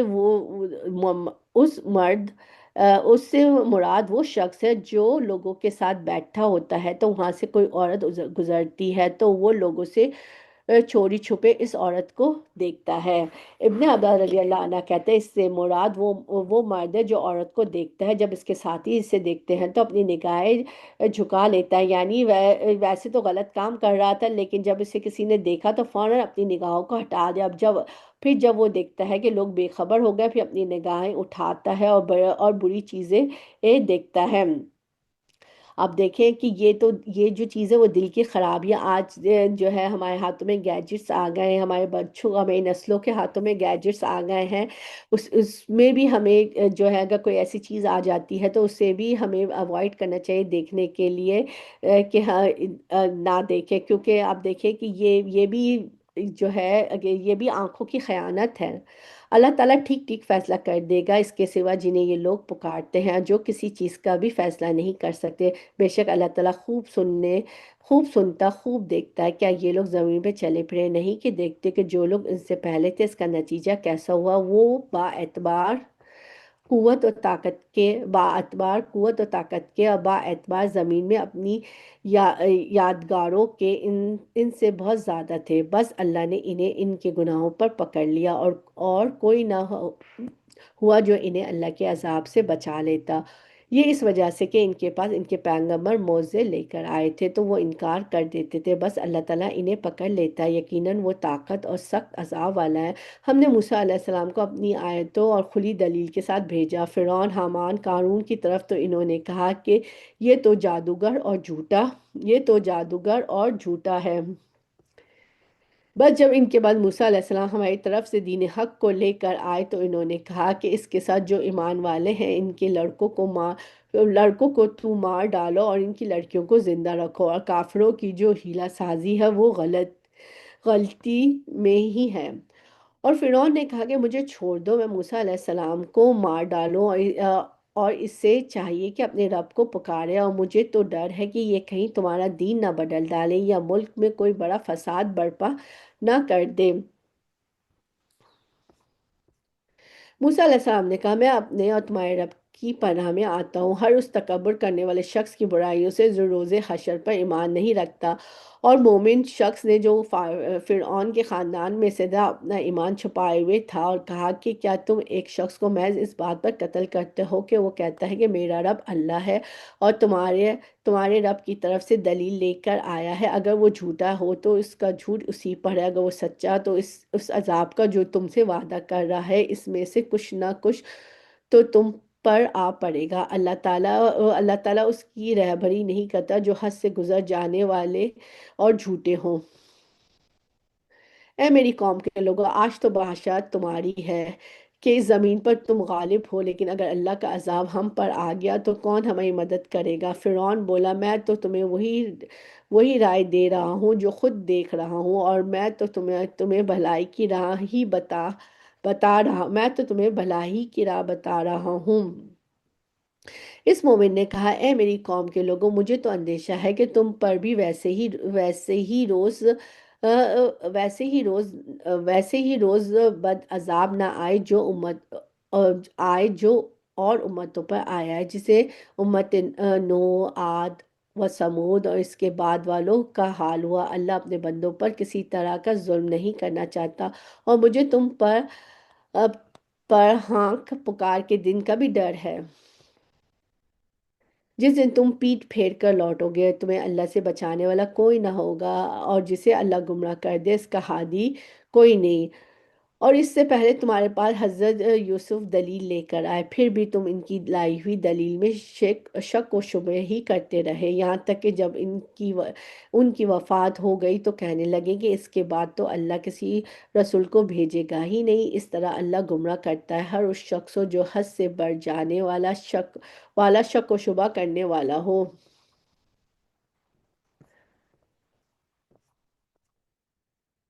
جو بغیر کسی سند کے جو اس کے پاس آئی ہو اللہ کی آیتوں میں جھگڑتے ہیں، اللہ کے نزدیک اور مومنوں کے نزدیک یہ تو بہت بڑی ناراضگی کی چیز ہے۔ اللہ تعالیٰ اسی طرح ہر ایک مغرور سرکش کے دل پر مہر کر دیتا ہے۔ فرعون نے کہا، اے حامان، میرے لیے ایک بالا خانہ بنا، شاید کہ میں آسمان کے جو دروازے ہیں ان دروازوں تک پہنچ جاؤں اور موسیٰ کے معبود کو جھانک لوں، بے شک میں سمجھتا ہوں وہ جھوٹا ہے۔ اور اسی طرح فرعون کی بدکاریاں اور اسے بھلی دکھائی گئی، اور وہ راہ سے روک دیا گیا، اور فرعون کی ہر ہیلہ سازی تباہی میں ہی رہی۔ اس زمانے میں تو کوئی راکٹ نہیں تھا، کوئی ٹیکنالوجی نہیں تھی، لیکن اس کے باوجود بھی وہ لوگ بہت بڑی بڑی عمارتیں بناتے تھے، جس پہ ان کو بہت زیادہ فخر تھا، اور اسی فخر کی وجہ سے جو ہے انہوں نے جو ہے کہا کہ حامان سے فرعون نے کہا کہ ایک ایروگینٹ، ایک تکبر کی وجہ سے، کہ مجھے لا کے دکھاؤ تاکہ میں جو ہے موسیٰ علیہ السلام کے رب کو دیکھ سکوں۔ اور اس مومن شخص نے کہا کہ اے میری قوم کے لوگوں، تم سب میری پیروی کرو، میں نیک راہ کی طرف تمہاری رہبری کروں گا۔ اے میری قوم، یہ خیانت، یہ حیات دنیا و متاع فانی ہے، یقین مانو کہ قرار اور ہمیشہ کا ہر تو آخرتی ہے۔ جس نے گناہ کیا اس سے تو برابر برابر کا بدلہ ہی ہے، اور جس نے نیکی کی ہے، خواہ وہ مرد ہو یا عورت ہو، وہ ایمان والا ہو تو یہ لوگ جنت میں جائیں گے، وہاں بے شمار روزی پائیں گے۔ اے میری قوم، یہ کیا بات ہے کہ میں تمہیں نجات کی طرف بلا رہا ہوں اور تم مجھے دوزخ کی طرف بلا رہے ہو؟ تم مجھے یہ دعوت دے رہے ہو کہ میں اللہ کے ساتھ کفر کروں اور اس کے ساتھ شرک کروں جس کا کوئی علم مجھے نہیں، اور میں تمہیں غالب بخشنے والے معبود کی طرف دعوت دے رہا ہوں۔ یہ یقینی امر ہے کہ تم مجھے جس کی طرف بلا رہے ہو وہ تو نہ دنیا میں پکارے جانے کے قابل ہے نہ آخرت میں، اور یہ بھی یقینی بات ہے کہ ہم سب کا لوٹنا اللہ کی طرف ہے، اور حد سے گزر جانے والے ہی یقیناً اہل دوزخ ہے۔ بس آگے چل کر تم میری بات کو یاد کرو، میں اپنا معاملہ اللہ کے سپرد کرتا ہوں، یقینا اللہ تعالیٰ بندوں کا نگران ہے۔ میری نصیحت تمہیں یاد آئے گی، ہاں، ہمیں بھی اپنے معاملات اللہ کے سپرد کر دینے چاہیے۔ جب رات کو سوتے ہیں تو شعوری طور پہ ہمیں دعا مانگنی چاہیے۔ اے اللہ، میں نے اپنا چہرہ تیرے سپرد کر دیا، اپنا معاملہ تجھے سونپ دیا، میں نے تیرے ثواب کی توفیق اور تیرے عذاب کے ڈر سے تجھے ہی پس پناہ بنا لیا ہے، بنا لیا ہے، تجھ سے بھاگ کر کہیں پناہ اور نجات کی جگہ نہیں مگر تیری ہی پاس ہے۔ اے اللہ، میں تیری کتاب پر ایمان لایا جس جسے تو نے نازل کیا، اور تیرے نبی پر ایمان لایا جسے تو نے بھیجا۔ پس پس اسے اللہ تعالیٰ نے تمام بدیوں سے محفوظ کر لیا جو انہوں نے سوچ رکھی تھی، اور فرعون والوں پر بری طرح کا عذاب الٹ پڑا۔ اتنی بری بات، اتنے برے جابر بادشاہ کے دربار، اتنی بڑی بات اس بندے نے کر دی، اور اتنے بڑے جابر بادشاہ کے دربار میں اتنی بڑی تبلیغ کرنا اور پھر بچ جانا۔ آگ آگ ہے جس کے سامنے ہر صبح شام لائے جائیں گے، اور جس دن قیامت قائم ہوگی فرمان ہوگا کہ فرعونیوں کو سخت ترین عذاب میں ڈبو دو۔ فرعون کو ڈبویا گیا، ہاں، غرق کر دیا گیا۔ یہ کون سی جگہ ہے جہاں آگ ہوتی ہے؟ یہ برزخ ہے۔ نبی کے صلی اللہ علیہ وسلم جب معراج پہ تشریف لے گئے تو آل فرعون آگ پر جاتے دکھائے گئے تھے۔ برزخ میں انہیں آگ پر پیش کیا جاتا ہے۔ اس سے قبر کے عذاب کا ثبوت بھی ملتا ہے کہ بہت سے لوگ کہتے ہیں کہ قرآن میں کہاں لکھا ہے کہ قبر کا عذاب ہوتا ہے اور قیامت ہوگی تو کہا جائے گا کہ آل فرعون کو شدید عذاب میں داخل کر دو۔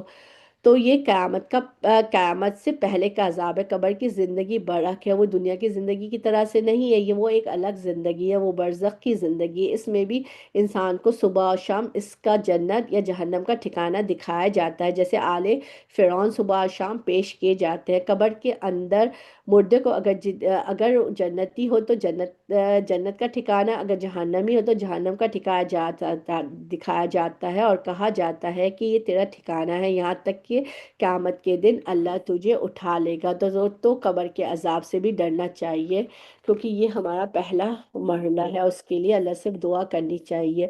ابن عزاز رضی اللہ عنہ کہتے ہیں کہ نبی اکرم صلی اللہ علیہ وسلم کا گزر دو قبروں پر ہوا۔ یہ صحیح بخاری کی روایت ہے۔ ان دو قبروں والوں پر عذاب ہو رہا تھا، کسی بڑی بات پر نہیں ہو رہا تھا۔ آپ صلی اللہ علیہ وسلم نے فرمایا، ان میں سے ایک چغل خوری کرتا تھا، ادھر کی بات ادھر لگاتا تھا اور دو لوگوں میں پھوٹ ڈالتا تھا۔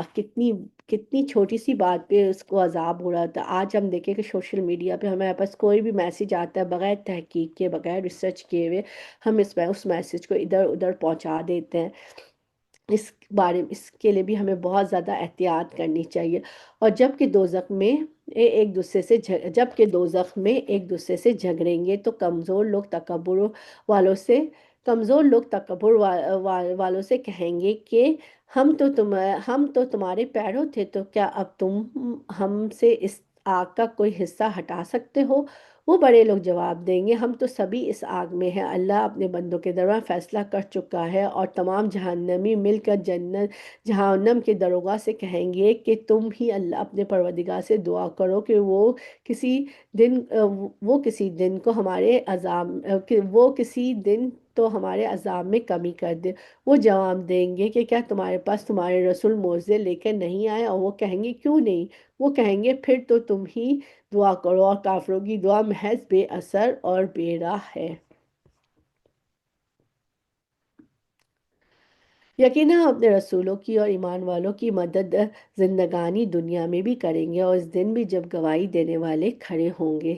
جس دن ظالموں کو ان کے عذر معذرتیں کچھ نفع نہ دیں گے، اور ان کے لیے لعنت ہی ہوگی، اور ان کے لیے برا گھر ہوگا۔ ہم نے موسیٰ علیہ السلام کو ہدایت نامہ عطا فرمایا اور بنی اسرائیل کو اس کتاب کا وارث بنایا کہ وہ ہدایت اور نصیحت تھی عقل مندوں کے لیے۔ بس اے نبی تو صبر کر، اللہ کا وعدہ بلا شبہ سچا ہی ہے۔ تو اپنے گناہوں کی معافی مانگتا رہے، اور صبح و شام اپنے پروردگار کی تسبیح اور حمد بیان کرتا رہے۔ بار بار ایک ہی بات ہمیں بتائی جا رہی ہے کہ صبح و شام تسبیح کرنا۔ اب ہم کوشش کریں اس رمضان میں ہم اس کا بطور خاص اہتمام کریں اپنی مصروفیات کے وقت، جو بھی ہمارا مصروفیات کا وقت ہے، تسبیح کے اور ذکر کے لیے بھی ٹائم نکالیں، اللہ سبحانہ تعالیٰ سے خوب خوب دعائیں کریں، صبح و شام کے اذکار پڑھیں۔ وَإِيَّاكَ نَسْتَعِينُ ہے جس میں صبح و شام کی اذکار بیان بتائے جا رہے ہیں۔ اللہ کے ذکر کو، تسبیحات کو، اللہ کی حمد و ثنا کو اپنے معمول کا حصہ بنائے۔ جو لوگ باوجود اپنے پاس کسی سند کے نہ ہونے کے آیت الہی میں جھگڑا کرتے ہیں، ان کے دلوں میں بجز نری برائی کے اور کچھ نہیں، اور وہ اس تک پہنچنے والے ہی نہیں، سو تو اللہ کی پناہ مانگتا رہے، بے شک وہ پورا سننے والا اور سب سے زیادہ دیکھنے والا ہے۔ آسمانوں اور زمین کی پیدائش یقیناً انسان کی پیدائش سے بہت بڑا کام ہے، لیکن یہ اور بات ہے کہ اکثر لوگ بے علم ہیں۔ اندھا اور بینا برابر نہیں، نہ وہ لوگ جو ایمان لائے اور بھلے کام کیے کہ بدکاروں کے برابر ہے۔ تم تم کم نصیحت حاصل کرتے ہو، قیامت بالیقین اور بے شبہ آنے والی ہے، لیکن یہ اور بات ہے کہ بہت سے لوگ ایمان نہیں لاتے۔ قیامت آنے والی ہے، یہ اس کی نشانیوں سے بھی پتہ چلتا ہے، کیونکہ قیامت بہرحال آنے والی ہے۔ نبی کریم صلی اللہ علیہ وسلم نے اس کے آنے کی کچھ علامتیں بتائی تھی۔ آپ صلی اللہ علیہ وسلم نے فرمایا، بے شک قیامت کی علامتوں میں سے یہ ہے کہ صرف اپنے جان پہچان کے آدمیوں کو ہی سلام کرے گا، سب کو نہیں کرے گا۔ اور آج کیا ہوتا ہے، ہم کسی محفل میں جاتے ہیں، کسی پارٹی میں جاتے ہیں، حتیٰ کہ مسجدوں میں ہم جا رہے ہوتے ہیں، صرف ہم اپنے ہی جان پہچان کے لوگوں کو دیکھتے ہیں، ان سے ہاتھ ملاتے ہیں، ان سے گلے ملتے ہیں، ہمیں یہ پرواہ نہیں ہوتی کہ ہمارے برابر میں کون بیٹھا ہوا ہے۔ ایک دفعہ جب ریلائنس اسٹیڈیم میں نماز ہوا کرتی تھی عید کی، تو ایک دفعہ میرا جانا، میں گئی تو میرے برابر میں ایک افریقن امریکن عورت بیٹھی ہوئی تھی، بالکل اکیلی تھی، اس کے ساتھ اس کے بچے تھے۔ جیسے ہی نماز ختم ہوئی، ہم سب لوگ کھڑے ہو کے اپنے جاننے والوں سے گلے ملنے لگے، کوئی اس عورت سے کسی نے گلے نہیں ملا۔ مجھے اس وقت یہ فیلنگ ہوئی کہ ہمارے برابر میں رائٹ لیفٹ جو لوگ بیٹھے ہوتے ہیں، ان کا سب سے پہلا حق ہے کہ ہم ان کو سلام کریں، ان سے گلے ملیں، ان سے ان کا حال احوال پوچھیں، نہ کہ ہم اتنے دور جا کے ان لوگوں سے جن کو ہم جان رہے ہیں، پہچانتے ہیں، ان سے ہم گلے مل رہے ہوتے ہیں۔ اس عادت کو بھی ہمیں اپنے اندر سے ہٹانا ہے۔ اسی طرح سے آپ صلی اللہ علیہ وسلم نے فرمایا کہ قیامت اس وقت تک قائم نہیں ہوگی جب تک ہر طرف بے حیائی، فحش گوئی عام نہ ہو جائے گی، قطع رحمی، یہ برا پڑوسی عام نہ ہو جائے گا، جب تک خائن کو امین اور امین کو خائن نہ سمجھا جائے گا۔ پھر اسی طرح آپ صلی اللہ علیہ وسلم نے فرمایا، قیامت اس وقت تک قائم نہیں ہوگی جب تک فتنے ظاہر نہ ہوں گے، جھوٹ عام ہو جائے گا، منڈیاں قریب ہو جائے گی، یعنی کاروباری مواقع زیادہ سے زیادہ حاصل ہوں گے، وقت جلدی گزرے گا، گزرے گا، حرج زیادہ ہو جائے گا۔ پوچھا گیا حرج کیا ہے؟ فرمایا قتل۔ اسی طرح حقیر لوگوں کو حقیر لوگ جو ہوں گے وہ منظر عام پر آ جائیں گے، یعنی کہ جو نااہل لوگ ہوں گے ان سے بڑے بڑے کام کرنے لگیں گے۔ آج ہم دیکھتے ہیں، اگر ہم دنیا میں نظر ڈالیں تو ہمارے پریسیڈنٹ یا جو بڑے بڑے طبقوں پہ جو لوگ بیٹھے ہوئے ہیں وہ سب کیا ہیں نا؟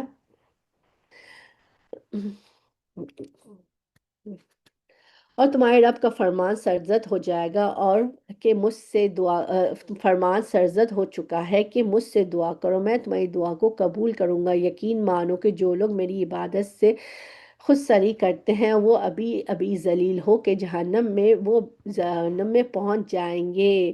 دعا عبادت ہے، اللہ سے مانگنے والے سے، اللہ سے نہ مانگنے والے سے اللہ ناراض ہوتا ہے۔ دعا لازم ہے۔ آپ صلی اللہ علیہ وسلم نے فرمایا بے شک دعا فائدہ دیتی ہے۔ اس بارے میں جو کچھ نازل ہو چکا ہے، یعنی جو مصیبت آ چکی ہے، اس بارے میں بھی جو نہیں ہوتا، بس اللہ کے بندو تم پر دعا کرنا لازم ہے۔ ہمارے نبی کہہ رہے ہیں کہ تم پر دعا کرنا لازم ہے۔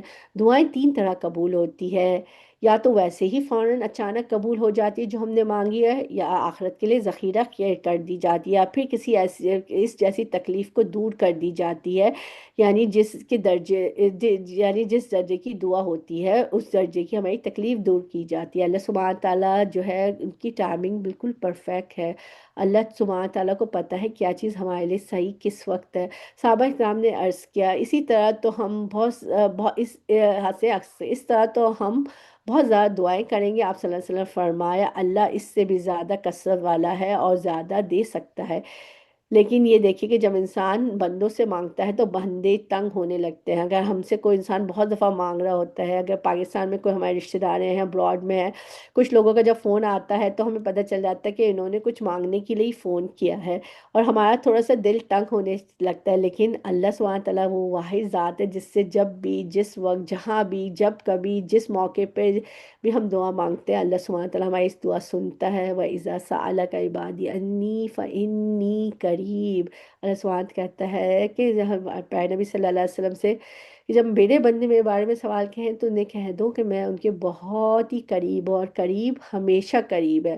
جب بھی میرا بندہ مجھے پکارتا ہے میں اس کی پکار سنتا ہوں۔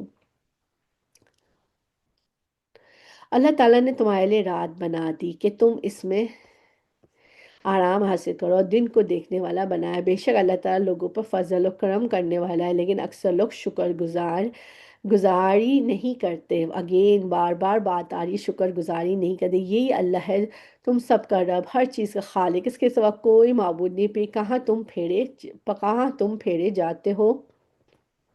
اسی طرح وہ لوگ بھی پھیرے جاتے رہے ہیں جو اللہ کی آیتوں کا انکار کرتے ہیں۔ اور اللہ ہی ہے جس نے تمہارے لیے زمین کو ٹھہرنے کی جگہ، آسمان کو چھت بنایا، تمہاری صورتیں بنائی، بہت اچھی بنائی، تمہیں عمدہ عمدہ چیزیں کھانے کو عطا فرمائی۔ یہی اللہ تمہارا پروردگار ہے، بس بہت بہت ہی برکتوں والا اللہ ہے، اور سارے جہانوں کا پرورش کرنے والا۔ وہ زندہ ہے جس کے سوا کوئی معبود نہیں، بس تم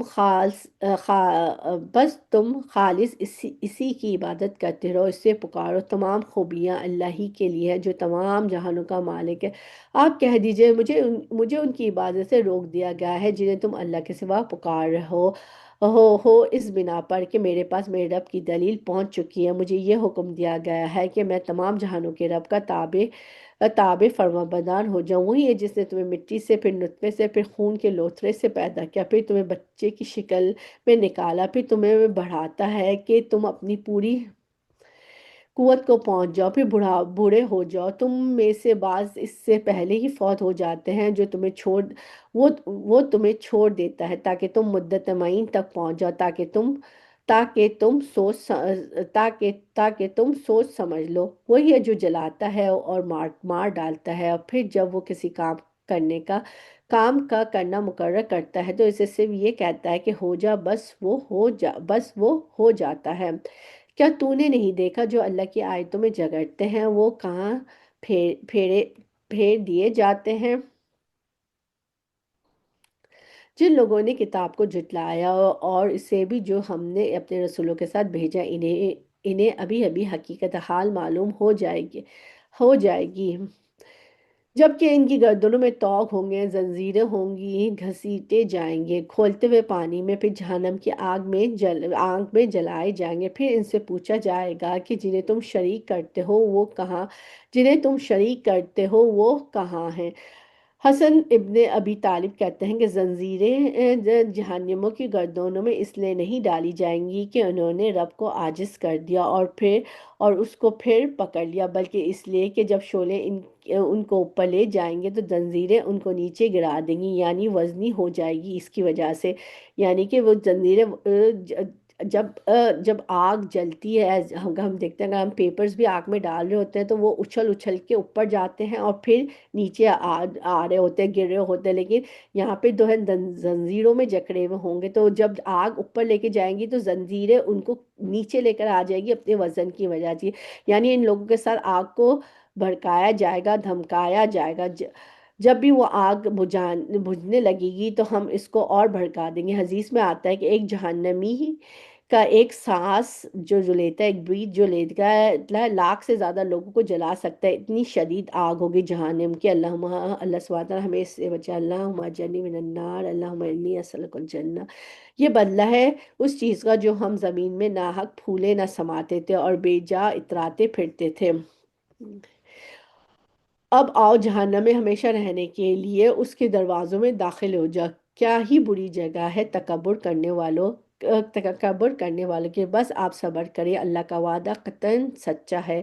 انہیں ہم نے جو وعدہ دے رکھا ہے، ان میں سے کچھ ہم آپ کو دکھائیں یا اس سے پہلے ہم آپ کو وفات کر دیں، ان کا لوٹنا یا جانا تو ہماری طرف ہے۔ یقیناً ہم آپ سے پہلے بھی بہت سے رسول بھیج چکے ہیں، جن میں سے بعض کے واقعات ہم آپ کو بیان کر چکے ہیں، ان میں سے بعض کے قصے تو ہم نے آپ کو بیان ہی نہیں کیے، یا کسی رسول کا یہ نہ تھا کہ کوئی معجزہ اللہ کی اجازت کے بغیر لا سکے، اور پھر جس وقت اللہ کا حکم آئے حق کے ساتھ فیصلہ کر دیا جائے اور اس جگہ اہل باطل خسارے میں رہ جائیں۔ اللہ وہ ہے جس نے تمہارے لیے چوپائے پیدا کیے، جس میں سے بعض پر تم سوار ہوتے ہو اور بعض کو تم کھاتے ہو، اور اور بھی تمہارے لیے اس میں بہت سا نفع ہے، تاکہ اپنے سینوں میں چھپی ہوئی حاجتوں کو انہی پر سواری کر کے تم حاصل کرو، ان چوپایوں پر اور کشتیوں پر سوار کیے جاؤ۔ ذرا سوچے کہ ہم جب سمندر میں ہوتے ہیں، ہم کروز پہ جا رہے ہوتے ہیں، بوٹس پہ جا رہے ہوتے ہیں، کتنی آسائشیں ہوتی ہیں، اس کے اندر کھانا پینا ہو رہا ہوتا ہے، غلط بھی کام ہو رہے ہوتے ہیں بہت زیادہ، لیکن آپ دیکھیں کہ جو مخلوق ہمیں دیکھ رہی ہوگی، اور سمندر کی مچھلیاں اور جو ارد گرد کی مخلوق ہمیں دیکھ رہی ہوگی، وہ کیا سوچتی ہوگی، یہ اللہ نے اس اشرف المخلوق بنایا، اس کو کتنا علم دیا، اس نے اپنے لیے کیسی کیسی چیزیں بنا دی۔ ہمیں تو تیرنے کے لیے، کھانا تلاش کرنے کے لیے اوپر نیچے جانا پڑتا ہے، محنت کرنی پڑتی ہے، اور یہ تو سمندر میں بیٹھے ہوئے مزے سے ان کو کھانا بھی مل رہا ہے، ہر قسم کی آسائشیں مل رہی ہیں۔ اللہ تمہیں اپنی نشانیاں دکھاتا جا رہا ہے، اللہ تمہیں اپنی نشانیاں دکھاتا جا رہا ہے، بس تم اللہ کی کن کن نشانیوں کا منکر بنتے رہو گے؟ کیا انہوں نے زمین پہ چل پھر کر اپنے سے پہلوں کا انجام نہیں دیکھا، جو ان سے تعداد میں زیادہ تھے، قوت میں سخت ہے، زمین میں بہت ساری یادگاریں چھوڑی تھی، ان کے کیے کاموں نے انہیں کچھ بھی فائدہ نہ پہنچایا، بس جب کبھی ان کے پاس ان کے رسول کھلی نشانیاں لے کر آئے تو یہ اپنے پاس کے علم پر اترانے لگے، بالآخر جس چیز کو مذاق میں اڑا رہے ہیں وہی ان پر پلٹ گیا۔ آج بھی تو یہی ہوتا ہے کہ قرآن کی تعلیمات کا انتظام بھی ہے، لیکن اکثر لوگ خود مسلمان بھی ہے، اس علم میں مگن ہے جو دنیا میں ہے، کیونکہ دنیا کے علم سے تو ان کو فائدہ ہوگا، اور تو اس لیے وہ دنیا کا علم حاصل کر رہے ہوتے ہیں اور قرآن کا علم حاصل کرنے کی کوشش نہیں کرتے۔ یاد رکھیں کہ ہماری دین اور دنیا کی کامیابی کو دار و مدار اس قرآن کے ذریعے ہے، زیادہ سے زیادہ قرآن سے جڑیں، اور ہمیں اپنی نسلوں کو بھی اس سے جوڑنے کی کوشش کریں، اپنی نسلوں کو بھی اس سے جوڑنے کی کوشش کریں، کیونکہ اگر اس قرآن سے ہمارا تعلق ہو جائے گا اور ہمارے بچوں کا تعلق جڑ جائے گا تو وہ آٹو ریموٹ پہ آ جائیں گے۔ آٹو ریموٹ پہ آنے کا مطلب ہے کہ دنیا میں جب کبھی بھی ان کو کوئی مشکلات پیش آ رہی ہوگی، جب کبھی بھی وہ اپنی راہ سے بھٹک رہے ہوں گے، تو اللہ سبحانہ تعالیٰ ان کو گائیڈنس فراہم کرے گا۔ لیکن جب ہم نے ہی بچوں کے دماغوں میں یہ ڈال دیا ہے کہ دنیا کی یہ تعلیم حاصل کرنے سے اتنا پروفٹ ہوگا، اتنا پیسہ ملے گا، بچوں کا جو ورڈز جو ہوتے ہیں وہ کہتے ہیں ہمیں اس کالج میں، ہائی اسکول سے ہی بچوں کو ان کے مائنڈ میں یہ چیز ڈال دی جاتی ہے کہ اب آپ گریجویٹ کرنے کا اس کالج میں جانے سے آپ کو اتنی اچھی جاب ملے گی، آپ کو یہ کورس لینے سے، یہ پروفیشن اختیار کرنے سے اتنا آپ منی میک کرو گے، اتنا آپ پیسے بناؤ گے۔ لیکن سوچیں، وہ تو صرف دنیا میں ہی رہ جائے گی۔ اگر وہ کسی غلط فیلڈ میں چلے گئے، کسی غلط کام میں چلے گئے، تو وہ تو پھر ان کی آخرت بھی تباہ ہو جائے گی۔ لیکن اگر ہم نے ان کو دین کے ساتھ ساتھ، دنیا کے ساتھ ساتھ ہم ان کے دین کی تعلیم مت کی بھی اگر ہم نے کوشش کی اور اللہ کی محبت ان کے دلوں میں پیدا کر دی، تو پھر وہ جو ہے اللہ سبحانہ تعالیٰ ہی انہیں ہر جگہ گائیڈ کرے گا، اللہ سبحانہ تعالیٰ ہی انہیں ہر جگہ بتائے گا کہ کیا چیز صحیح ہے اور کیا چیز غلط ہے، کیا کام کرنا ہے کیا نہیں کرنا۔ ہمارا عذاب دیکھتے ہی کہنے لگیں گے اللہ واحد پر ہم ایمان لائے، اور جن جن کو ہم اس کا شریک بنا رہے ہیں ہم نے ان سب سے انکار کیا، لیکن ہمارے عذاب کو دیکھنے کے بعد ان کے ایمان نے انہیں نفع نہ دیا۔ اللہ نے اللہ نے اپنا معمول یہی اپنا معمول یہی مقرر کر رکھا ہے کہ جو اس کے بندوں میں برابر چلا آ رہا ہے، اور اس جگہ کافر خراب و خستہ ہوں گے۔ موت کے بعد جو ہے کوئی بھی چیز کام نہیں آئے گی، جو کچھ کرنا ہے اس دنیا میں ہی کرنا ہے، یہیں پہ ہی کرنا ہے۔ بسم اللہ الرحمن الرحیم، سورہ حامیم سجدہ ہم شروع کر رہے ہیں۔ اعوذ باللہ من الشیطان الرجیم، بسم اللہ الرحمن الرحیم، حامیم، تنزیل من الرحمن الرحیم۔ شروع کرتا ہوں اللہ کے نام سے جو بڑا مہربان اور نہایت رحم کرنے والا ہے۔ حامیم، اتاری ہوئی ہے بڑی بڑی مہربان اور بہت رحم والی کی طرف سے۔ اس کتاب کو رحمان نے نازل کیا، رحمان نے ہی اس کتاب کو کیا کیا، رحمان نے نازل کیا، جس کو پڑھ کے کیا ہوگی ہمارے پر اللہ کی رحمتیں نازل ہوں گی۔ ایسی کتاب جس کی آیتوں کی واضح تفصیل کی گئی ہے، اس حال میں کہ قرآن عربی زبان میں اس قوم کے لیے جو جانتی ہے۔ آپ دیکھیں کہ زبان کتنی امپورٹنٹ، کتنی اہمیت رکھتی ہے۔ اللہ سبحانہ تعالیٰ نے عربی زبان میں عربوں کے لیے نازل کر رہے ہیں، کیونکہ جو زبان ہم بولتے ہیں، جس زبان میں، وہی زبان سے ہم آشنا ہوتے ہیں، اور اس زبان میں جب ہمیں کوئی بات بتائی جاتی ہے تو وہ ہمارے دلوں پہ بہت زیادہ اثر کرتی ہے۔ اور قرآن اللہ سبحانہ تعالیٰ کہہ رہے ہیں کہ عربی زبان میں نازل کرے، تو اس کے ساتھ یہ بھی ہے کہ قرآن کو سننا بھی بہت ضروری ہے، کیونکہ کانوں کے راستے دل پر بات جو ہوتی ہے وہ جلدی اثر انداز ہو جاتی ہے۔ جب کانوں سے بات جاتی ہے تو ہمارے دل پہ، اور ہدایت کا سورس جو ہے وہ دل ہی ہے نا، جب دل بدلتا ہے تو ہی ہمارے سارے عمل بدلنا شروع ہو جاتے ہیں۔ تو کیا ہے کہ سن کے کانوں کے راستے جو ہے دل پر اثر انداز ہوتی ہے۔ جب ہم کچھ چیز پڑھ رہے ہوتے تو عام طور پر ہم ڈے ڈریمنگ بھی کر رہے ہوتے ہیں، ہمارا ذہن بھٹک جاتا ہے، لیکن سنتے وقت بھی بھٹکتا ہے، لیکن سنتے وقت اتنا زیادہ بھٹکتا نہیں ہے۔ خوشخبری سنانے والے اور ڈرانے پھر بھی ان کی اکثریت نے منہ پھیر لیا، ان کی اکثریت نے منہ پھیر لیا، وہ سنتے ہی نہیں۔ انہوں نے کہا کہ تو جس کی طرف ہمیں بلا رہا ہے ہمارا دل تو اس سے پردے میں ہے، اور ہمارے کانوں میں گرانی ہے، اور ہم میں اور تجھ میں ایک حجاب ہے۔ اچھا، تو اب اپنا کام کیے جا جا ہم بھی یقیناً کام اپنا کام کیے جا، ہم بھی یقیناً کام کرنے والے ہیں۔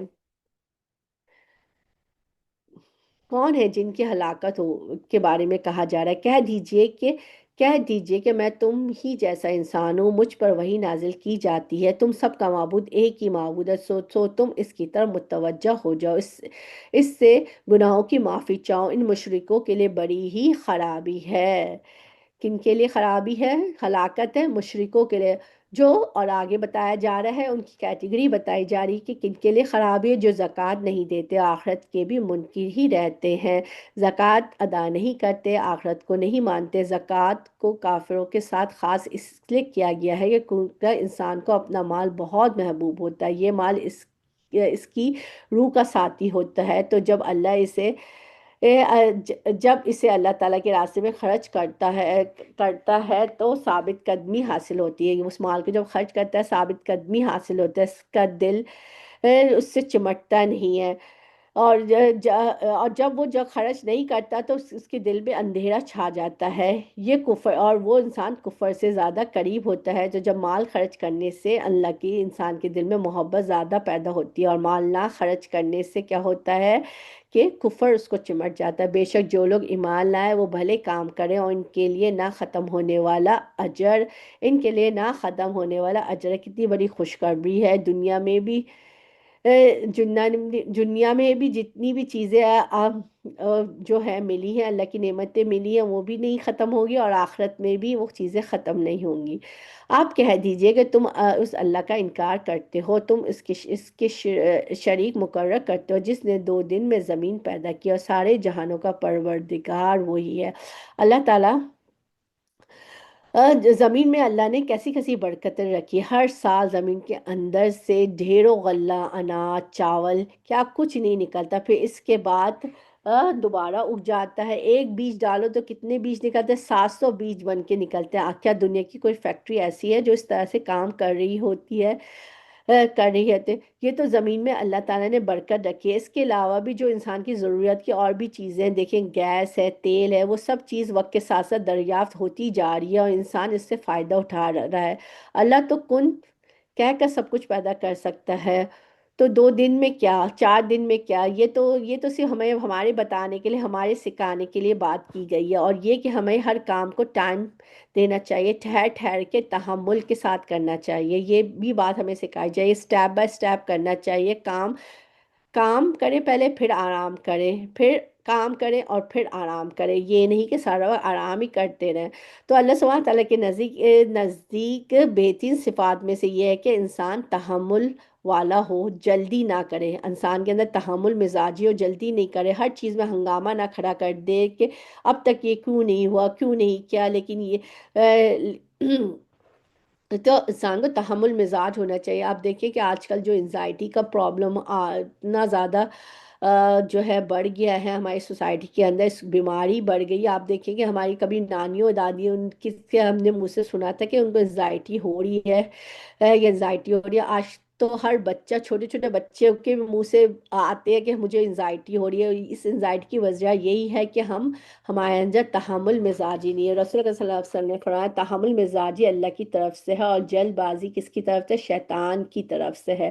اسی لیے تو شیطان ہر چیز میں کہتا ہے جلدی جلدی جلدی جلدی کا ورڈ یوز کرتا ہے۔ ہم جب صبح کو سو کے اٹھتے ہیں، سو کے اٹھتے ہیں تو بس ہمارے زبان پہ بس یہ جلدی کا ہی ورڈ نکلا ہے، جلدی کھانا کھانا ہے، جلدی اٹھنا ہے، جلدی نماز پڑھنی ہے، جلدی یہ کرنا ہے۔ ابھی بچوں کو بھی اٹھاتے ہیں تو بچوں کو کے بھی پیچھے لگ جلدی کپڑے چینج کرو، جلدی اسکول جاؤ، اور یہ جو جلدی کا جو ورڈ ہے نا، یہ ہمیں نیگیٹو سگنلز دے رہا ہوتا ہے نا، کہ ہمیں نیگیٹو بات، ہمیں چاہیے کہ اس جلدی کے ورڈ کو کسی مثبت چیز سے تبدیل کرے نا۔ ایک اور چیز، رسول اللہ صلی اللہ علیہ وسلم جو ہے مسجد میں تشریف لے گا، تو اس پر ایک شخص آئے، اس نے نماز پڑھی، اس کے بعد آپ صلی اللہ علیہ وسلم کو سلام کیا، تو آپ صلی اللہ علیہ وسلم نے جواب دیا، فرمایا جاؤ نماز دوبارہ پڑھو، تم نے نماز نہیں پڑھی۔ وہ لوٹ گیا، پھر واپسی وہ لوٹ گیا، پھر ویسی ہی نماز پڑھ کر آ گیا، سلام کیا، آپ صلی اللہ علیہ وسلم فرمایا جاؤ پڑھو، تم نے نماز نہیں پڑھی۔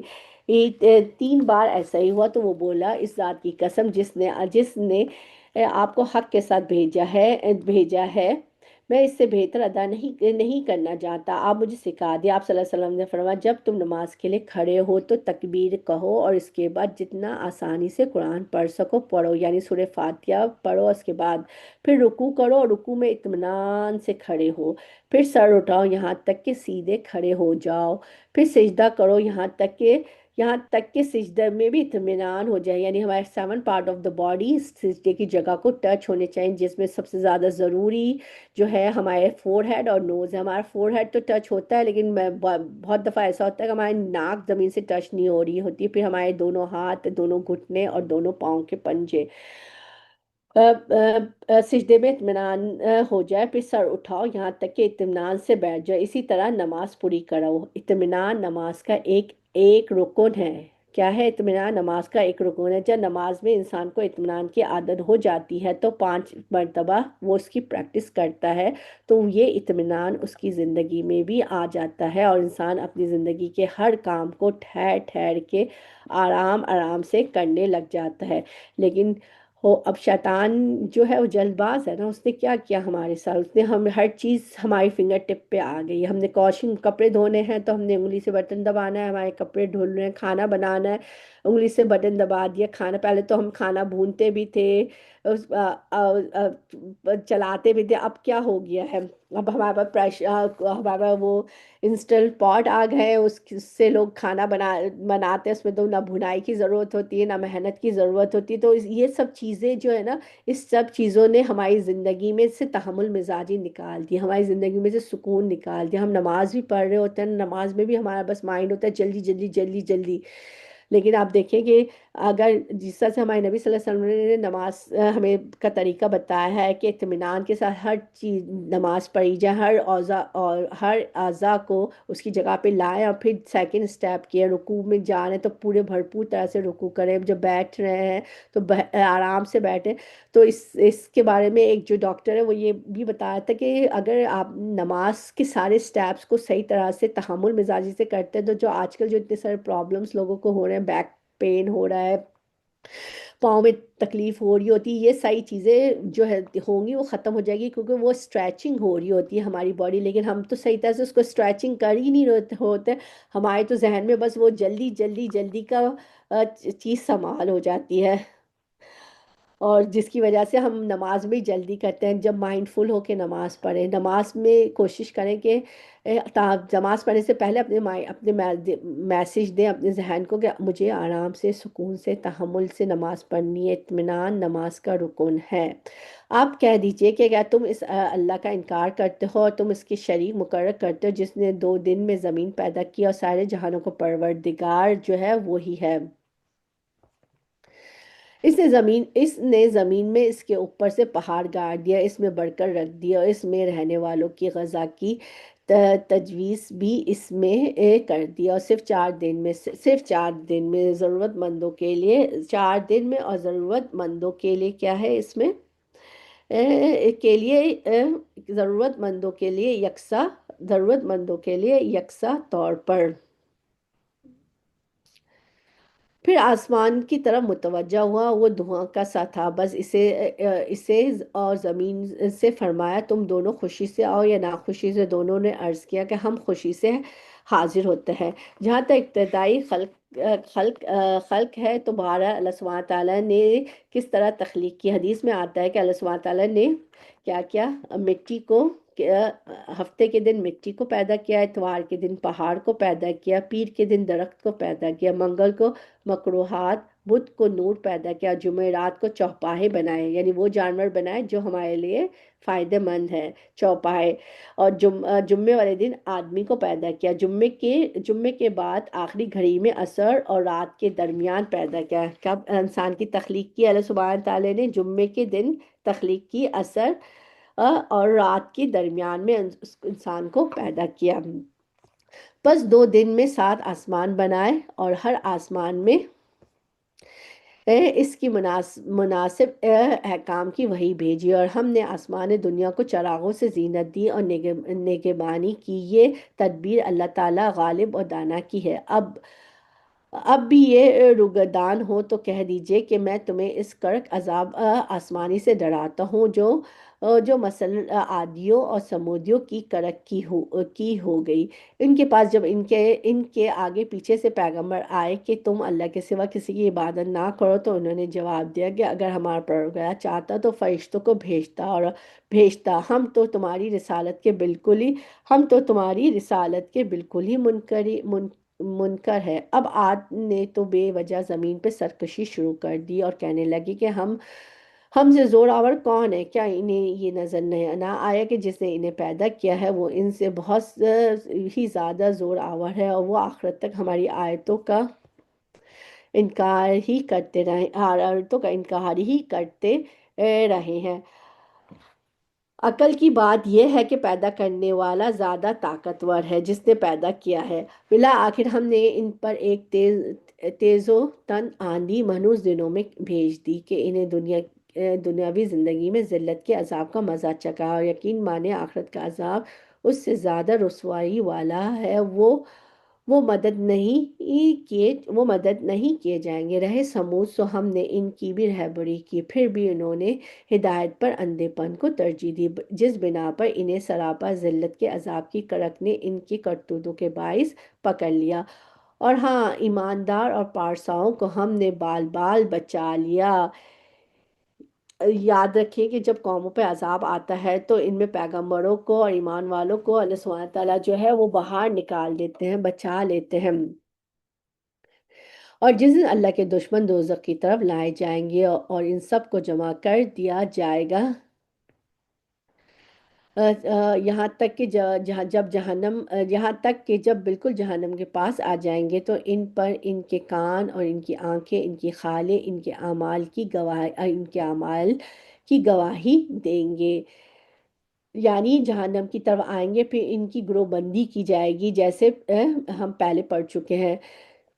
اور ساری زندگی جو ہے ہم اس جسم کی، اس بدن کی حفاظت کرتے ہیں، اس کو کھلاتے پلاتے ہیں، اس کو دیکھتے ہیں کہ اس کو کون وائٹامنس چاہیے، اس کو کیا پروٹین چاہیے، پروٹین ڈائٹس کرتے ہیں، اس کی ضرورتوں کا خیال کر رہے ہوتے ہیں، لیکن قیامت کے دن ہمارا یہی جسم، یہی بدن جو ہوگا وہ بے وفا ہو جائے گا، اور یہی ہمارے خلاف گواہی دے گا کہ ہم نے اس سے کیا کیا کام کیے۔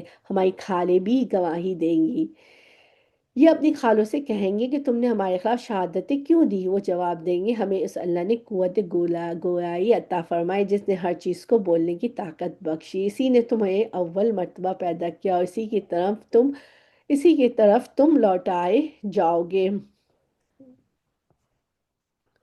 اور تم اپنی بدعملیاں اس وجہ سے پوشیدہ رکھتے ہی نہ تھے کہ تم پر تمہارے کان، تمہاری آنکھیں، تمہاری خالیں گواہی دیں گی۔ ہاں، تم یہ سمجھتے رہے کہ تم جو کچھ بھی کر رہے ہو اس میں سے بہت سے اعمال سے اللہ سبحانہ تعالیٰ باخبر، یعنی عام طور پر انسان کے دماغ پر پردہ پڑا ہوتا ہے، بھول جاتا ہے کہ مجھے اللہ دیکھ رہا ہے، اسی لیے تو وہ گناہ کر لیتا ہے۔ اگر اس کو یقین ہو کہ وہ دیکھ رہا ہے تو پھر انسان کسی بھی برائی کی طرف نہ جانے پائے گا۔ تمہاری اسی بدگمانی نے جو تم نے اپنے رب سے کر رکھی تھی تمہیں ہلاک کر دے گی، بالآخر تم زیان کاروں میں ہو جاؤ گے۔ اچھے گمان کے ساتھ اچھا عمل بھی ضروری ہوتا ہے، کیونکہ گمان خیال جو ہوتا ہے انسان کو برائیوں کی طرف لے جاتا ہے۔ حسن بصری کہتے ہیں کچھ لوگوں کو ان کی آرزوؤں نے غفلت میں ڈالے رکھا، یہاں تک کہ وہ دنیا سے اس حال سے نکلے کہ ان کے لیے ایک بھی نیکی نہیں تھی۔ جب ظن ہی نہیں ہوتا تو خیال ہی نہیں ہوتا تو پھر نیکی کہاں سے آئے گی؟ یعنی کہ جب انسان کے اندر کوئی گمان نہیں ہے، کوئی ظن ہی نہیں ہے، تو پھر وہ کہاں سے نیکی کرے گا؟ لیکن یہ بھی یاد رکھیں کہ صرف گمان یا خیال یا آرزو یا تمنا کی بنا پر جنت نہیں ملتی۔ انسان کہے مجھے جنت کی بڑی خواہش ہے، بڑا شوق ہے جانے کا، اس کو لے اس کہ وہ چلا جائے، جنت کیسے ملتی ہے؟ تمہاری تمہاری آرزو پہ تمہاری آرزو پہ موقوف ہے کہ نہ اہل کتاب کی آرزو پہ، یعنی وہ ہماری آرزو اور اہل کتاب کی آرزو پہ نہیں ملے گی کہ جو بھی برا کرے گا اسے جزا دی جائے گی اپنے رب کے سوا۔ جو برا کرے گا اس کو اس کا اجر ملے گا، جو اچھا کرے گا اس کو اچھائی کا اجر ملے گا۔ جو شخص نیک کاموں میں کوئی نیک کام کرے گا، مرد ہو، عورت ہو، مومن ہو، تو یہ لوگ جنت میں داخل ہوں گے۔ کھجور کی گٹلی کے نقطے برابر بھی ان پر ظلم نہ کیا جائے گا، تو اس سے پتہ چلتا ہے کہ جنت میں جانے کے لیے عمل چاہیے اور برے برے عمل سے زیادہ ہونے عمل کون سے چاہیے؟ اچھے عمل چاہیے جو ہمارے برے عمل سے زیادہ ہونے چاہیے، اور جو ایسے عمل ہوں جس میں اللہ کی رحمت بھی شامل ہو، تو انسان جو ہے جنت میں جا سکے گا۔ ہر کام کرنے سے پہلے ہمیں اپنی نیتوں کو خالص کرنا چاہیے۔ ہم کو کام تو بہت اچھے اچھے کرتے ہیں، لیکن کہیں نہ کہیں ہماری نگاہ ہماری نیت میں شیطان بگاڑ ڈال دیتا ہے، آ جاتا ہے کہ یہ میں نے کیا، یہ میرے بچے ہیں، میرے بچوں نے یہ اچیومنٹس حاصل کر لیے، میرا گھر ہے، مجھے اتنا بڑا گھر، میرے گھر میں میں اتنے بڑے گھر میں رہتی ہوں۔ یہ جو میں آ جاتی ہے نا، کچھ بھی کام کرنے کے بعد میں نے یہ کام کر لیا، میں نے اس کو یہ سکھا دیا، میں نے اس کی ہیلپ کر دی، میں نے اس کی مدد کر دی، میں نے اس کو ڈونیشن دے دیا۔ تو جب ہم یہ آ جاتی ہے تو یہ ہماری ساری نیکیوں کو ڈیلیٹ کر دیتی ہے، ساری نیکیوں کو ختم کر دیتی ہے۔ اس میں کو ختم کرنا ہی میں کچھ بھی نہیں ہے۔ جو بھی ہم کرتے ہیں، ہم ایک گلاس پانی بھی اللہ کی توفیق کے بغیر نہیں پی سکتے، ہم منہ سے ایک ورڈ اللہ کی توفیق کے بغیر نہیں نکال سکتے، تو یہ میں ہماری زندگیوں میں کیسے آ گیا؟ تمہیں اس تمہاری اسی بدگمانی نے جو تم نے اپنے رب سے کر رکھی تھی تمہیں ہلاک کر دیا، بلا آخر تم زیان کاروں میں ہو گئے۔ اب اگر یہ صبر کریں تو بھی ان کا ٹھکانہ جہنم ہی ہے، اگر یہ عذر اور معافی مانگے تو بھی معاف نہیں رکھے جائیں گے۔ اور ہم نے ان کے کچھ ہم نشین مقرر کر رکھے تھے جنہوں نے ان کے اگلے پچھلے اعمال ان کی نگاہ میں خوبصورت بنا رکھے تھے۔ ان کے حق میں بھی اللہ کا قول ان امتوں کے ساتھ پورا ہوا جو ان سے پہلے جنوں انسانوں کی گزر چکی ہے، یقیناً وہ ضیاءکار ثابت ہو۔ بعض لوگ دوستوں کے روپ میں دشمن ہوتے ہیں، آپ کو غلط کاموں پر بڑا جوش دلاتے ہیں، بڑا اکساتے ہیں، آپ کی بڑی بڑی جھوٹی جھوٹی تعریفیں کرتے ہیں، اور کچھ لوگ تو ہوتے ہیں کہ جھوٹی تعریفیں کر کے آپ سے کچھ فائدہ حاصل کرنا چاہتے ہیں، آپ کا ٹائم لینا چاہ رہے ہوتے ہیں، آپ کا مال لینا چاہ رہے ہوتے ہیں، نیکی کرنے کے راستوں اس پہ روکتے ہیں، کیونکہ انہیں پتہ ہوتا ہے کہ اگر نیکی کے راستوں پر چلا گیا تو پھر یہ ہمارے ہاتھ سے نکل جائے گا اور ہمیں اس سے کوئی بھی فائدہ نہیں ہوگا۔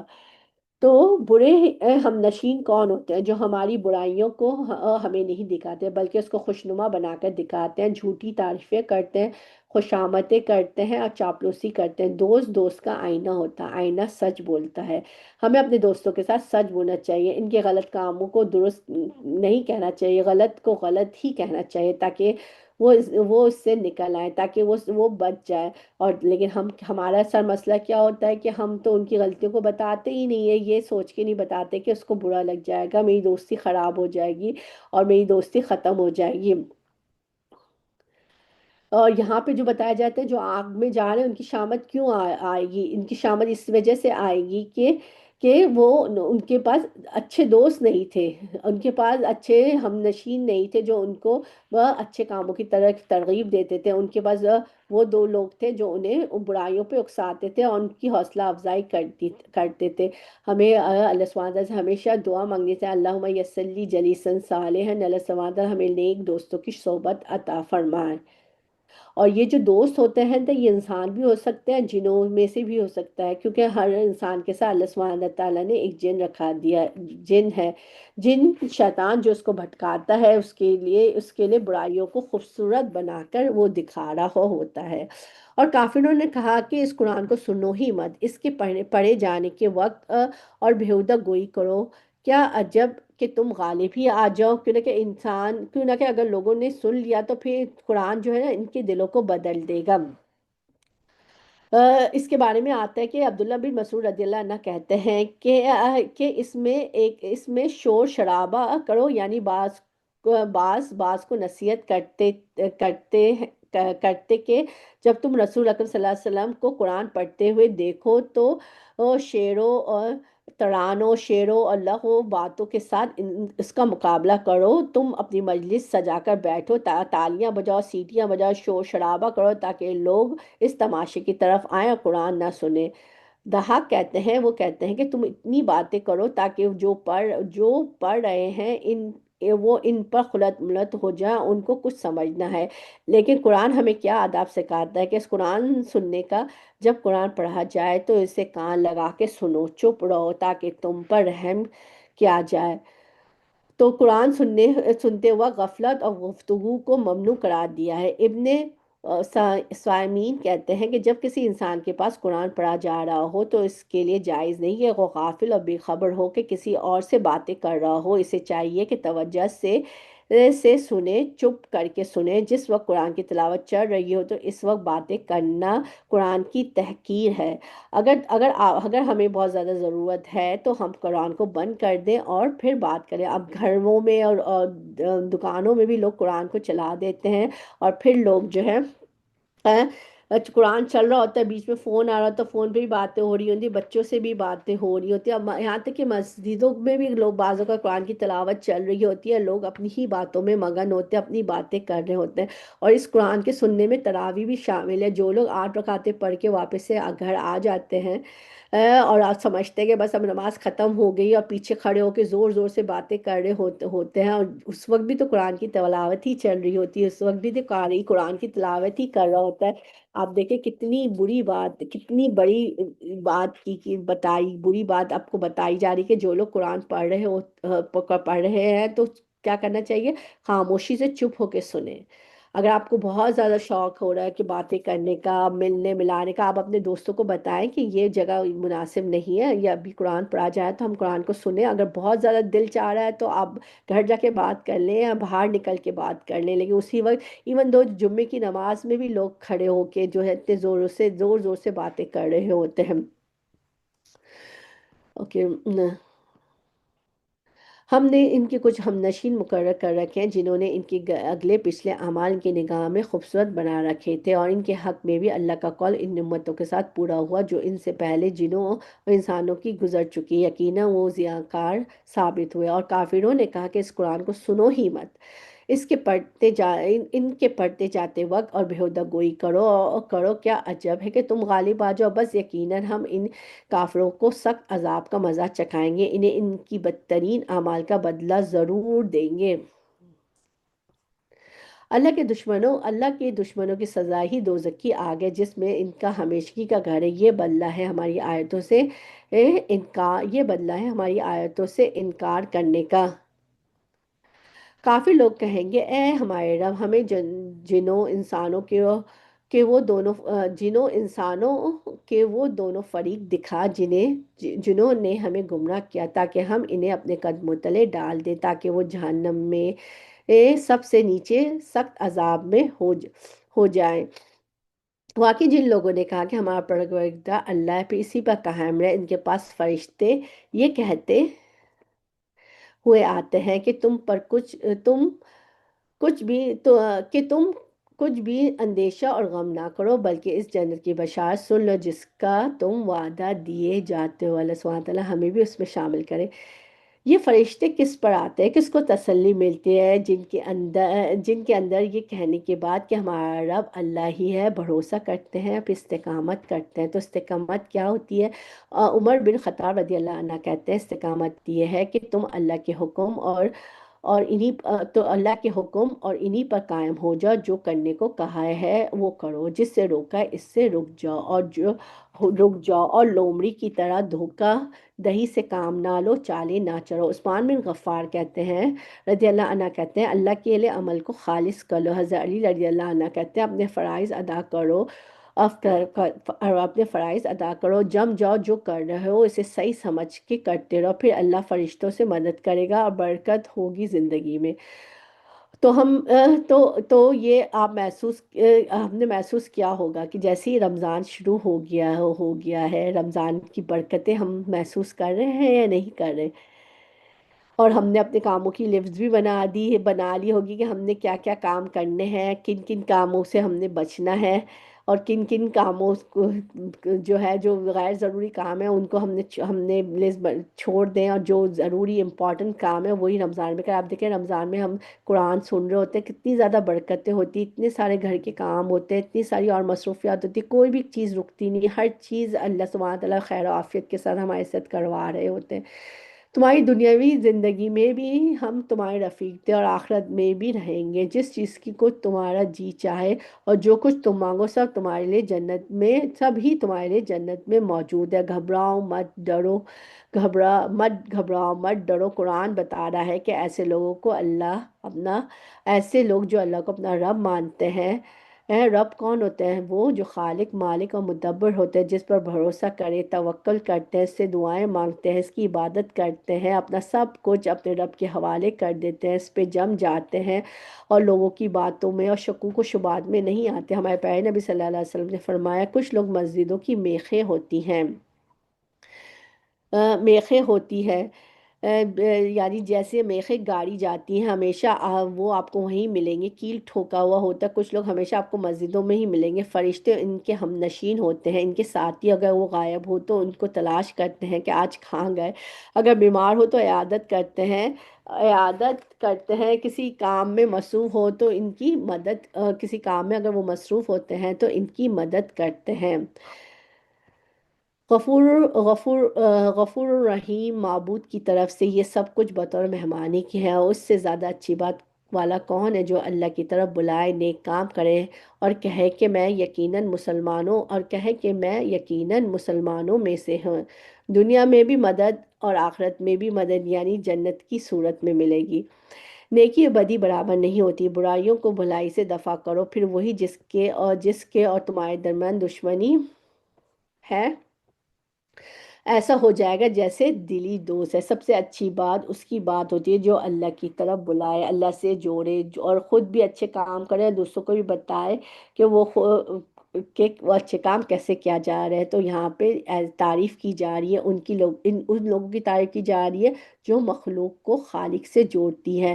کامیابی کامیابی پانے والے وہ لوگ ہیں جو اللہ کو جو کامیابی پانے والے وہ لوگ ہیں جو لوگوں کو اللہ کی طرف بلاتے ہیں، دین کی تبلیغ کرتے ہیں، قرآن کی تعلیم دیتے ہیں، ان کی برائیوں کو نیکی سے بدل دیتے ہیں، برائی کی جگہ نیکیاں لے آتے ہیں، بری عادتوں کی جگہ سے نیک عادتیں اپنا لیتے ہیں۔ اور یہ کرنے سے کیا ہو جاتا ہے کہ دشمن بھی ہمارے دوست بن جاتے ہیں۔ اور یہ بات انہی کو نصیحت ہوتی ہے جو صبر کریں، اور اس سے سوائے برے نصیبے والوں کے کوئی نہیں پا سکتا۔ اگر شیطان کی طرف سے کوئی وسوسہ آئے تو اللہ کی پناہ طلب کرو، یقیناً وہ بہت ہی سننے والا اور بہت ہی جاننے والا ہے۔ یعنی اچھے کام کرنے والوں کو بھی وسوسے آتے ہیں، وسوسے انسان کے اندر شک اور بے یقینی پیدا کر دیتا ہے، انسان ایسا ایسا اس راہ کو چھوڑنے لگتا ہے، اور ایسے میں اللہ تعالیٰ سے دعا کرنی چاہیے، اللہ تعالیٰ سے دعا کرتے رہنا چاہیے جب اس طرح کے وسوسے آئے کہ اللہ سبحانہ وتعالیٰ ہمیں شیطان سے محفوظ رکھے۔ تعوذ اور بسم اللہ، جب بھی قرآن پڑھے تعوذ اور بسم اللہ پڑھے۔ اس کے علاوہ بھی جب بھی دل میں کوئی شکوک شبہات اور وسوسے آئیں تو تعوذ پڑھا کریں۔ اور دن رات سورج چاند بھی اسی کی نشانیوں میں سے ہے، تم سورج کو سجدہ نہ کرو نہ چاند کو، بلکہ سجدہ اس اللہ کے لیے کرو جس نے ان سب کو پیدا کیا، اگر تم اسی کی عبادت کرنی ہے تو۔ یہ سجدہ آ رہا ہے، آپ لوگ سب لوگ سجدہ کر لیجئے گا۔ پھر اگر یہ کبر و غرور کریں تو فرشتے جو آپ کے رب کے نزدیک ہیں وہ رات دن اس کی تسبیح بیان کر رہے ہیں اور کسی وقت بھی نہیں اکتاتے۔ اس اللہ کی نشانیوں میں سے یہ بھی ہے کہ زمین کو دبی دبائی دیکھتا ہے، پھر جب اس پر مینا برستا ہے تو وہ تر و تازہ ہو کر ابھرنے لگتی ہے۔ جس نے اسے زندہ کیا وہی یقینی طور پر اور مردوں کو بھی زندہ کرنے والا، بے شک وہ ہر چیز پر، بے شک اللہ سبحانہ تعالیٰ جو ہے ہر چیز پر قادر ہے۔ بے شک جو لوگ ہماری آیتوں میں کجروی کرتے ہیں وہ کچھ ہم سے مخفی نہیں، بتلاؤ تو جو آگ میں ڈالا جائے وہ اچھا ہے یا وہ جو امن امان کے ساتھ قیامت کے دن آئے۔ تم جو چاہو کرتے چلے جاؤ، وہ تمہارا سب کیا کرایا دیکھ رہا ہے۔ اللہ سبحانہ وتعالیٰ سب کچھ دیکھ رہا ہے۔ جن لوگوں نے اپنے پاس قرآن پہنچ جانے کے باوجود اس سے کفر کیا وہ بھی ہم سے پوشیدہ نہیں، یہ بڑی باوقت کتاب ہے۔ جس کے پاس باطل بھٹک بھی نہیں سکتا، نہ اس کے آگے سے نہ اس کے پیچھے سے، یہ ہے نازل کردہ حکمتوں والی خوبیوں والی اللہ سبحانہ تعالیٰ کی طرف سے۔ آپ سے وہی کہا جاتا ہے جو آپ سے پہلے کے رسولوں سے بھی کہا گیا تھا، یقینا آپ کا رب معافی والا ہے اور دردناک عذاب والا ہے۔ اگر ہم اسے عجمی زبان کا قرآن بناتے تو کہتے کہ اس کی آیتیں صاف صاف بیان کیوں نہیں کی گئی، یہ کیا کی گئی، یہ کیا ہے عجمی کتاب اور آپ عربی رسول؟ آپ کہہ دیجئے کہ یہ تو ایمان والوں کے لیے ہدایت اور شفا ہے، جو ایمان نہیں لاتے ان کے کانوں میں تو بہرا پن اور بوجھ ہے، یہ ان پر اندھا پن ہے۔ یہ وہ لوگ ہیں جو کسی دور دراز جگہ سے پکارے جا رہے ہیں۔ دیکھیں اللہ سبحانہ رسول اللہ صلی اللہ علیہ وسلم کہہ رہے ہیں کہ یہ ایمان والوں کے لیے ہدایت اور شفا ہے۔ تو جب بھی انسان کے لیے تکلیف مشکلات میں ہو، جو قرآن پڑھنے کے بعد اپنے لیے بہت زیادہ اللہ سبحانہ تعالیٰ سے دعا کرے۔ یقیناً ہم نے موسیٰ علیہ السلام کو کتاب دی تھی، سو اس میں سے بھی اختلاف کیا گیا، اگر وہ بات نہ یہ آگے ہوتی چلے جو آپ نہیں۔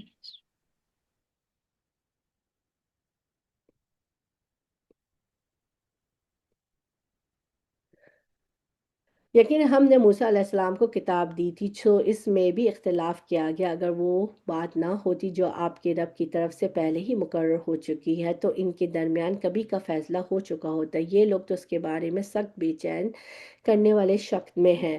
جو شخص نیک کام کرے گا وہ اپنے نفع کے لیے، اور جو برا کام کرے گا اس کا وبال بھی اسی پر ہوگا، اور آپ کا رب بندوں پر ظلم کرنے والا نہیں۔ اللہ تعالیٰ بندوں پر ظلم نہیں کرتے ہیں، یہ بندے ہی ہیں جو اپنے اوپر خود ظلم کرتے ہیں، اپنے لیے رانگ چوائسز میک کرتے ہیں۔ اللہ سبحانہ تعالیٰ سے دعا کریں کہ اللہ سبحانہ تعالیٰ جو ہے ہمیں ہر موقع پہ حکمت عطا فرمائے کہ ہم جو بھی کام کریں حکمت کے ساتھ کریں۔ انشاءاللہ تعالیٰ کچھ پوائنٹس ہم دیکھ لیتے ہیں۔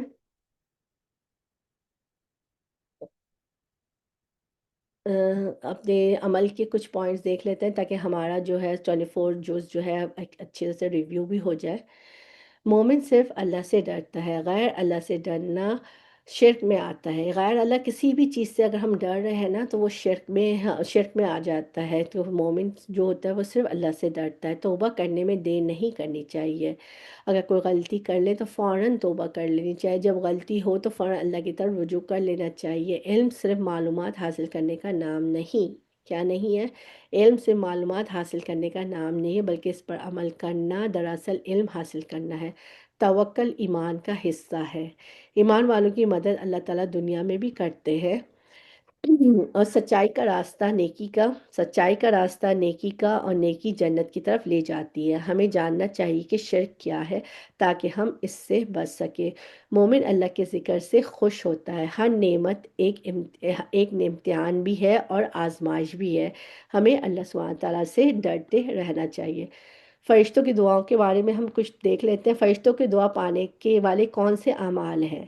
نماز کے بعد جائے نماز پر بیٹھے رہنا، کیا ہے کہ جب نماز کا وقت پڑھ لیں تو جائے نماز پر تھوڑی دیر بیٹھ کے ہم اذکار اور تسبیح کریں۔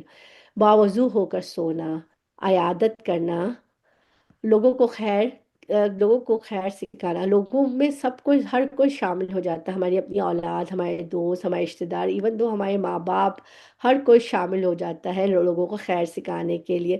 اور اس کی ایک چھوٹی سی اگزامپل ہوتی ہے کہ اگر ہم کہیں ڈونیشنز دے رہے ہیں، ہمارے پاس چھوٹے ہمارے بچے ہیں، تو ہم ان کو بھی بولیں کہ اپنے پاکٹ منی سے آپ $1 نکال کے دیں، میں اس جگہ ڈونیٹ کر رہی ہوں، تاکہ کل ہم نہیں ہوں گے تو وہ اس کام کو لے کے کر رہے ہوں گے اور چل رہے ہوں گے۔ سحری کرنا، کیا ہے؟ فرشتوں کی دعا پانے والے کے اعمال میں سحری کرنا بھی ضروری ہے۔ سحری کا اہتمام کریں، سحری کریں، کسی کی غیر موجودگی میں اس کے لیے دعا کرنا، کسی کی غیر موجودگی میں اس کے لیے دعا کرنا۔ پیارے نبی صلی اللہ علیہ وسلم نے فرمایا، جو مسلمان اپنے مسلمان بھائی کے پیٹھ پیچھے دعا کرتا ہے تو فرشتہ کہتا ہے کہ تیرے لیے بھی اس کی مثل ہو، یعنی جو تم نے اس کے لیے دعا کی ہے ویسا ہی تمہارے لیے ہو۔ سورہ المومنون کی آیت نمبر 27 میں ہم نے دعا پڑھی کہ دشمن کے شر سے حفاظت کی دعا ہے، اس میں اس کو پڑھنی چاہیے۔ بے شک میں اپنے اور تمہارے رب کی پناہ لے چکا ہوں ہر اس متکبر سے جو حساب کے دن پر ایمان نہیں لایا۔ وآخر دعوانا الحمد للہ رب العالمین، سبحانک اللہم و بحمدک، نشہد لا الہ الا انت، نستغفرک ونتوب الیہ، ربنا لا تؤاخذنا ان نسینا او اخطأنا، ربنا ولا تحمل علینا اصرا كما حملته على الذین من قبلنا، ربنا ولا تحملنا ما لا طاقة لنا به، واعف عنا واغفر لنا وارحمنا أنت مولانا فانصرنا على القوم الكافرين، لا إله إلا أنت سبحانك إني كنت من الظالمين، اللهم صل على محمد وعلى آل محمد۔